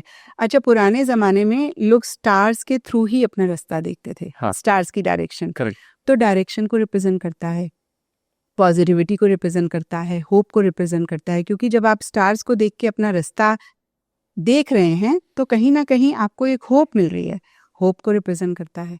अब आप देखें टेम्परेंस और इसमें क्या फर्क है। टेम्परेंस में ना उसका जो गिविंग है वो बड़ी रिस्ट्रिक्टेड है, ये दोनों हाथों से दे रही है, तो someone who is very giving. और कहीं अगेन मैंने अभी आपको बताया ब्यूटी, ट्रांसपेरेंसी, विजडम, यस, इन सब चीजों को रिप्रेजेंट करता है। मून, अब देखिए मून कब होता है, रात को, कामनेस, रात को होता है नहीं। और रात को क्या लगता है, जैसे अगर आप किसी नई जगह पर गए जहाँ पे आपको कुछ भी नहीं पता, लाइट नहीं है, तो आपको कैसा लगेगा, रात है, अंधेरा है, नॉट सेफ, डर लगेगा, फियर्स हैं, पता नहीं क्या है, कुछ भी दिख नहीं रहा, कुछ भी समझ में नहीं आ रहा। तो मून इन एनर्जीज को रिप्रेजेंट करता है, जो हमारे अनकॉन्शियस फियर्स होते हैं, जिनके बारे में शायद हम अवेयर भी नहीं होते हैं, तो उन सब फियर्स को मून रिप्रेजेंट करता है। और रीडिंग में भी ये कार्ड कहता है मुझे कुछ दिख ही नहीं रहा, मुझे समझ में ही नहीं आ रहा मैं क्या करूं, डायरेक्शनलेस, डर, तो इन सब चीज़ों को मून रिप्रेजेंट करता है। अच्छा, रात को हम सोते भी हैं तो कई बार ये हो सकता है ये बंदा जो है इसको ड्रीम्स आ रहे हैं, साइकिक एबिलिटीज को रिप्रेजेंट करता है। एक बंदे ने मुझसे पूछा कि मुझे ना बहुत सारी चीज़ें ऐसे समझ में आ जाती हैं, ये हो जाता है, ये कार्ड आया, मैंने कहा यू हैव दो साइकिक एबिलिटीज, वो हम सब में ही हैं, बट कई लोगों को इस चीज़ का एक एहसास होता है, तो इस तरीके की एनर्जीज को भी मून रिप्रेजेंट करता है। सन, शायद हमने अभी नहीं डिस्कस किया, नहीं किया, सक्सेस, विक्ट्री, हम जब मैनिफेस्टेशन के बारे में बात कर रहे थे तो सन को हमने अच्छे से डिस्कस किया। एंड या सन के बाद आ गया जजमेंट। अब जजमेंट के कार्ड में आप देखें यहाँ पे कॉफिन है, ठीक है, एंजल है ऊपर, और ये जैसे एक तरीके से हिसाब किताब हो रहा है कि अब आगे तुम कहाँ जाओगे। जैसे कि एक इंसान की डेथ हो गई, अब वो एस्ट्रल वर्ल्ड में है और आगे डिसाइड होगा कि भाई उनको क्या लाइफ मिलेगी, based on their Karma, based on their जो भी लाइफ उन्होंने गुजारी है उसके बेसिस पे। तो जजमेंट इसका उसी तरीके से कार्ड है कि भाई आज तो जजमेंट डे है, पता लगेगा। तो इस हिसाब से देखें तो देखिए ये एंडिंग बिगनिंग भी रिप्रेजेंट करता है, क्योंकि एंडिंग बिगनिंग भी मैं नहीं कहूंगी, phase of transition, but yes एक फ्रेश फेज लाइफ में आएगा। अच्छा, कॉलिंग की भी बात करता है, लव रिलेशनशिप में मेरा पार्टनर कॉल करेगा नहीं करेगा, ये कार्ड आ गया, यस कॉल करेगा, क्योंकि ये बड़े सारे सवाल होते हैं। इसके साथ एक बहुत ब्यूटीफुल एक्सपीरियंस एसोसिएटेड है, वो मैं ज़रूर शेयर करूँगी आपसे। मैं मॉल में रीडिंग करती थी, एक फीमेल बहुत ही ग्रेसफुल, और मेरा तब नया नया मतलब करियर की शुरुआत थी, तो मेरे पास आई और बहुत एक उनकी कामिंग सी एनर्जीज थी, जैसे मतलब मैं आपसे बात कर रही हूँ ना, उनका चेहरा मेरे सामने आ रहा है। तो मुझे बोलती हैं कि मेरे हस्बैंड की ना डेथ हो गई है एंड मैं मूव ऑन नहीं कर पा रही हूँ। मेरे बच्चे बहुत अच्छे हैं, बहुत मुझे रिस्पेक्ट करते हैं, but I am not able to move on. तो मैं ये जानना चाहती हूँ कि मेरे हस्बैंड का मेरे लिए मैसेज है, या मतलब अ, क्या वो सोच रहे हैं समथिंग। अच्छा, मेरा नया नया शुरुआत थी, मैंने कहा ये तो बड़ा अजीब सा क्वेश्चन है, मैं क्या आंसर दूंगी, मतलब इसका कार्ड मुझे क्या आंसर देंगे। तो ये कार्ड आया, मतलब he is in astral world. उसके बाद 3 ऑफ वॉन्ड्स का कार्ड आया, वो हम एडिटिंग में दिखा देंगे। तो उसके बाद 3 ऑफ वॉन्ड्स का कार्ड आया। 3 ऑफ वॉन्ड्स में एक बंदा खड़ा हुआ है, वेट कर रहा है। तो मैंने कहा he is in the astral world and he is waiting for you. तो जब मैं इसके बारे में बात करती हूँ ना, मुझे गूज बम्स हो जाते हैं। तो मुझे उस टाइम पे ऐसी सी फीलिंग हुई, इतनी एक्यूरेटली, इतने अमेजिंग तरीके से कार्ड्स बताते हैं, क्योंकि हम सोचते हैं ना, मतलब मेरा भी नया नया शुरुआत में लगा इसका क्या आंसर होगा, या मतलब बड़ा वैसा सा क्वेश्चन है। तो दूसरा मीनिंग, ये तो मतलब एक मैंने आपको एक्सपीरियंस शेयर किया, फ्रेश बिगनिंग, थोड़े से क्रिटिकल हो रहे हैं, जजमेंटल हो रहे हैं, और एंडिंग बिगनिंग भी रिप्रेजेंट करता है। अब इसमें देखिए death card, wheel of fortune, judgement, ये तीनों ही कार्ड्स अपने अपने तरीके से एंडिंग बिगनिंग की बात करते हैं। And the last card is world. World के कार्ड को अगर आप लिटरली देखें, आउट ऑफ कंट्री से रिलेटेड कोई भी एक्टिविटी होने की बात करता है। वर्ल्ड का कार्ड एक सर्कल के कंप्लीट होने की भी बात करता है, मतलब ये फेज कंप्लीट हो गया, अब नया फेज शुरू होगा। जैसे कई लोग बोलते हैं ना कि मैं बहुत टाइम से इस चीज पे काम कर रहा हूँ, हाँ आपका कंप्लीट हो जाएगा। अगर मेरा वीजा लग जाएगा, हाँ लग जाएगा। मैं प्रोफेशनल फ्रेंड में आगे क्या करूँगा, आउट ऑफ द कंट्री से रिलेटेड कोई एक्टिविटी आपकी रह सकती है, आप वो कर सकते हो। एंड इंटरनेट से कनेक्टेड भी आप कोई काम कर रहे हो। अच्छा, ये लड़की डांस कर रही है, एरोबिक्स या जिमिंग या इस तरीके का डांसिंग आप सीख रहे हो। तो मतलब हर चीज़, जैसे मैंने बहुत ब्रॉडर लेवल पे बताया है, थोड़ा सा डिटेल में भी बताने की कोशिश करी है, बट टाइम लिमिट होता है। बट अगर इतना भी समझ लिया और इसको अप्लाई कर लिया, तो आई एम श्योर कि सब लोग कार्ड्स को रीड कर पाएंगे। करेक्ट।